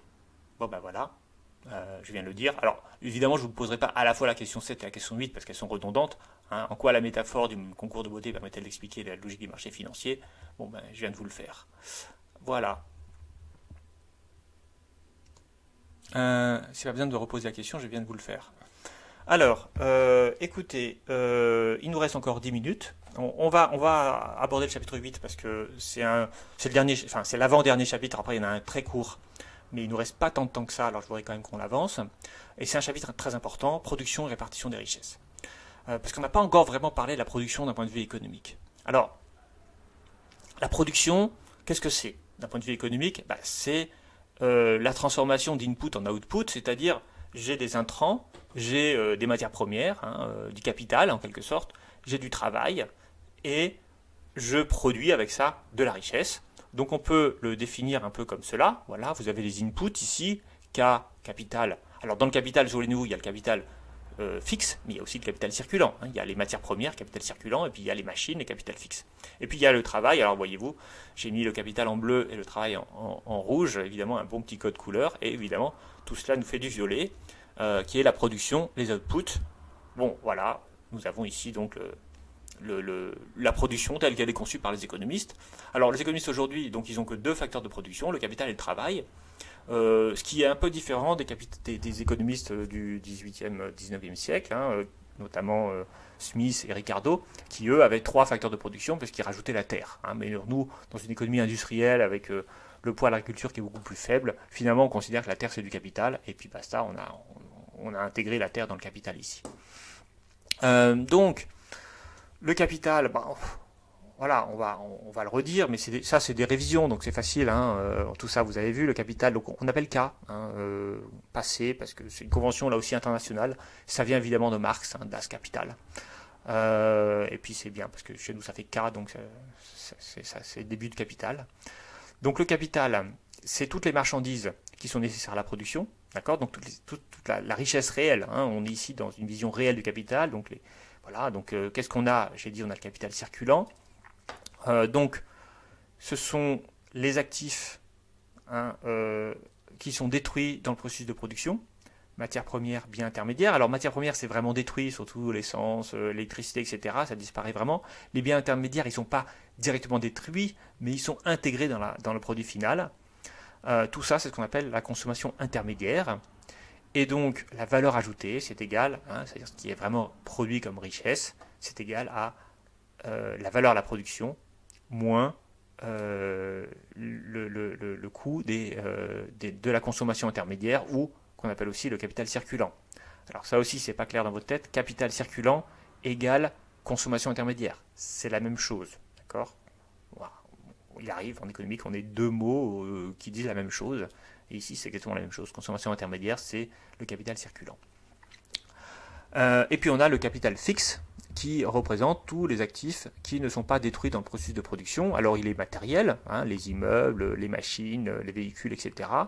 Il peut être immatériel, le brevet, la marque. Voilà, vous êtes Coca-Cola, vous créez une nouvelle boisson, eh bien elle aura beaucoup plus de valeur que si vous êtes Tartampion et vous créez une nouvelle boisson. Donc la marque, ça participe de la création de valeur et donc de richesse. Et c'est du capital fixe, puisque ça ne disparaît pas, ça ne s'use pas en étant utilisé. En même temps, on peut user une marque aussi. Si on produit que des mauvais produits, au bout d'un moment, sa marque ne vaudra pas la même chose qu'au départ.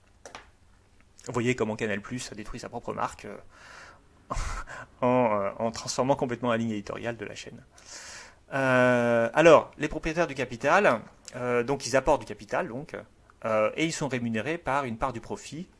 Lorsque ce capital est divisé en forme d'actions, ce qui n'est pas le cas de toutes les entreprises. Toutes les entreprises ne sont pas des sociétés anonymes par action, mais lorsque c'est le cas, eh bien, la part de profit distribuée, ça va s'appeler les dividendes.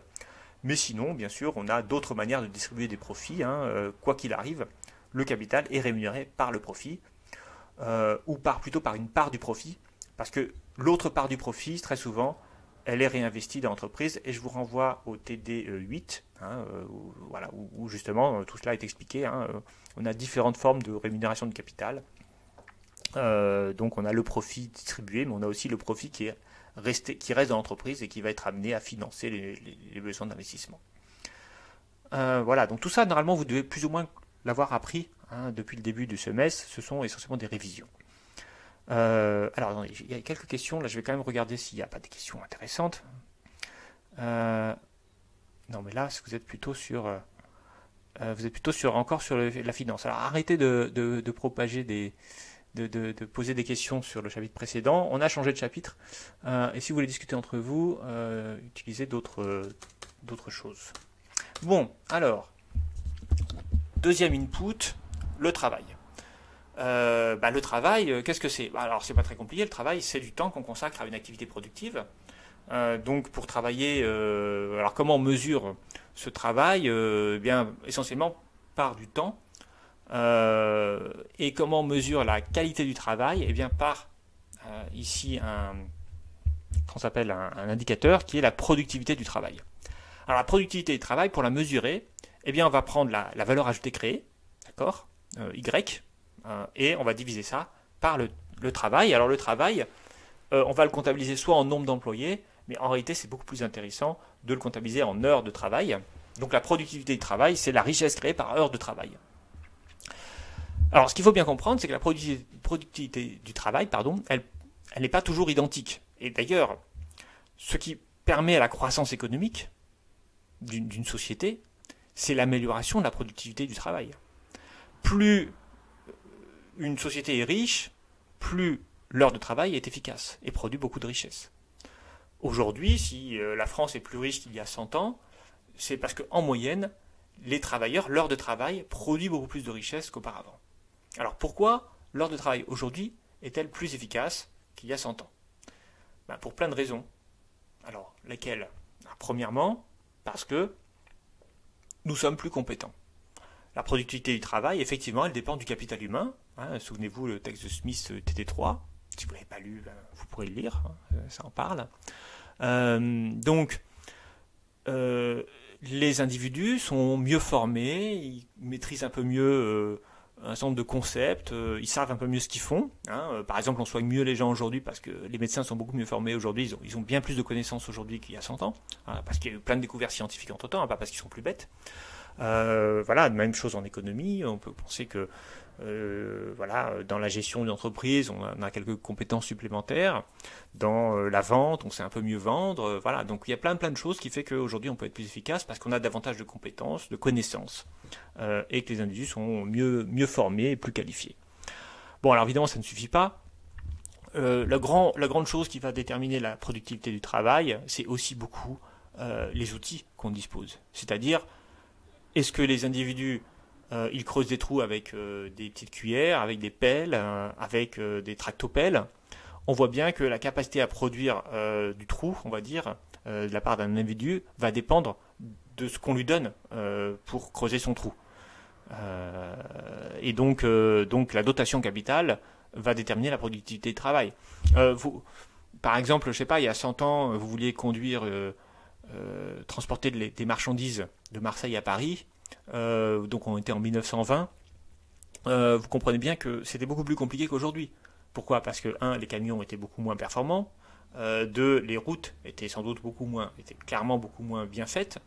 Donc, il y avait plein de routes qui manquaient. Donc, on voit bien ici que, sans doute, alors j'ai pas de chiffres, hein, mais sans doute qu'un transporteur qui faisait Paris-Marseille il y a 100 ans, il mettait 2 jours pour le faire, ou peut-être 3 jours. Donc, il était beaucoup moins performant qu'un travailleur d'aujourd'hui qui prend l'autoroute tout le long, hein, un camion d'aujourd'hui qui prend l'autoroute tout le long de Paris à Marseille et qui peut faire le trajet en une demi-journée, ou en une journée, quoi. Enfin, voilà. Donc concrètement, la productivité du conducteur du camion, enfin du conducteur de camion, du camionneur, va être bien plus élevée. Elle peut être multipliée par 3 aujourd'hui ou 4 par rapport à il y a 100 ans. Pas parce que le camionneur a plus de compétences, mais parce que simplement les infrastructures routières et le camion lui-même sont bien plus performants aujourd'hui. Et donc ça explique la productivité du travail. Et puis enfin, la productivité du travail, et ben ça c'est ce que vous allez apprendre notamment dans les cours de gestion, elle dépend de l'efficacité de l'organisation du travail. Vous l'avez appris en cours de gestion, puis vous l'avez vu aussi dans le chapitre 1 de Smith, dans le TD2, qu'on a vu dans le TD2, c'est la division du travail. Si on veut être plus efficace au travail, non seulement il faut avoir des gens compétents, bien sûr, non seulement il faut avoir des outils performants, donc du capital, mais aussi il faut être capable d'organiser le travail correctement. Et Smith nous disait, si on veut organiser le travail correctement, qu'est-ce qu'il faut? Il faut diviser le travail. Alors ça, c'est qu'une seule méthode, mais il y a plein de méthodes de management qui devraient permettre de rendre les travailleurs plus performants, ou pas d'ailleurs, parce qu'il existe bien sûr des mauvais managers qui entraînent une production, enfin une capacité une productivité du travail qui peut être plus faible. Alors, en passant, et je terminerai le cours là-dessus, le capital humain, ce n'est pas du capital. Au sens où on l'entend nous en économie. Et je me permets de dire cela parce que c'est une notion, en fait, la notion de capital humain, c'est une notion qui est inventée, qui est inventée par Adam Smith dès le départ, mais qui a été popularisée ensuite par Gary Becker, qui donne l'impression que, on va dire qu'on peut mettre dans l'être humain, on va dire des objets, des choses pour le rendre plus performant. En fait, ce dont il parle quand il parle de capital humain, c'est pas de capital au sens strict, c'est de formation, c'est d'investissement réalisé dans la performance et dans les compétences des individus. Ça peut être aussi des investissements liés à la santé, parce que là aussi, si les gens vivent plus longtemps et sont en meilleure santé, ils sont plus productifs. L'idée du capital humain, c'est l'idée d'avoir un investissement dans l'être humain, dans l'individu, pour le rendre plus productif. Alors, c'est là où on a un aspect capital, c'est qu'on a deux aspects qui relèvent du capital. Le premier aspect, c'est que ça coûte de l'argent. Donc c'est coûteux d'éduquer une personne. Et le deuxième aspect, c'est que ça produit de la richesse, ça améliore la productivité du travail. Mais nous, on ne va pas considérer le capital humain comme du capital parce que ce n'est pas quelque chose qui se vend et qui s'achète. Une fois qu'il est produit, concrètement, vous avez la connaissance, elle est intégrée dans votre corps, vous ne pouvez pas la sortir et puis la revendre à quelqu'un d'autre. Alors que le principe du capital, c'est qu'il y a une possibilité d'approprier ce capital. Une fois qu'il a été construit, on peut l'échanger demain. Celui-là, on ne pourra jamais le changer demain, puisqu'il est intégré dans la personne elle-même, et que l'esclavage étant interdit, on ne peut pas acheter les gens ni leur capital. Voilà, donc je pense que... Voilà. Pas si quand même, excusez-moi. Dernier élément. Tout à l'heure, je vous ai parlé du profit qui rémunère le capital. Voilà, c'est ça. Le rémunération du travail, évidemment, c'est le salaire, qu'on va noter ici W, comme wage. Là aussi, c'est international. En anglais, en allemand, on met W, de la même façon qu'en K, c'est international. Et alors, le profit, moi, je le note pi. Je ne l'ai pas dit tout à l'heure, mais normalement, je crois que là aussi... Alors, il y a différentes formes on peut être R, le return on investment, mais très souvent, parce que le problème de R, c'est que ça peut vouloir dire plusieurs choses. Moi, j'aime bien mettre pi comme profit. Voilà. Et ça aussi, on est plusieurs à le faire, je ne suis pas tout le seul. Donc voilà, donc le salaire, bien c'est les rémunérations du travail.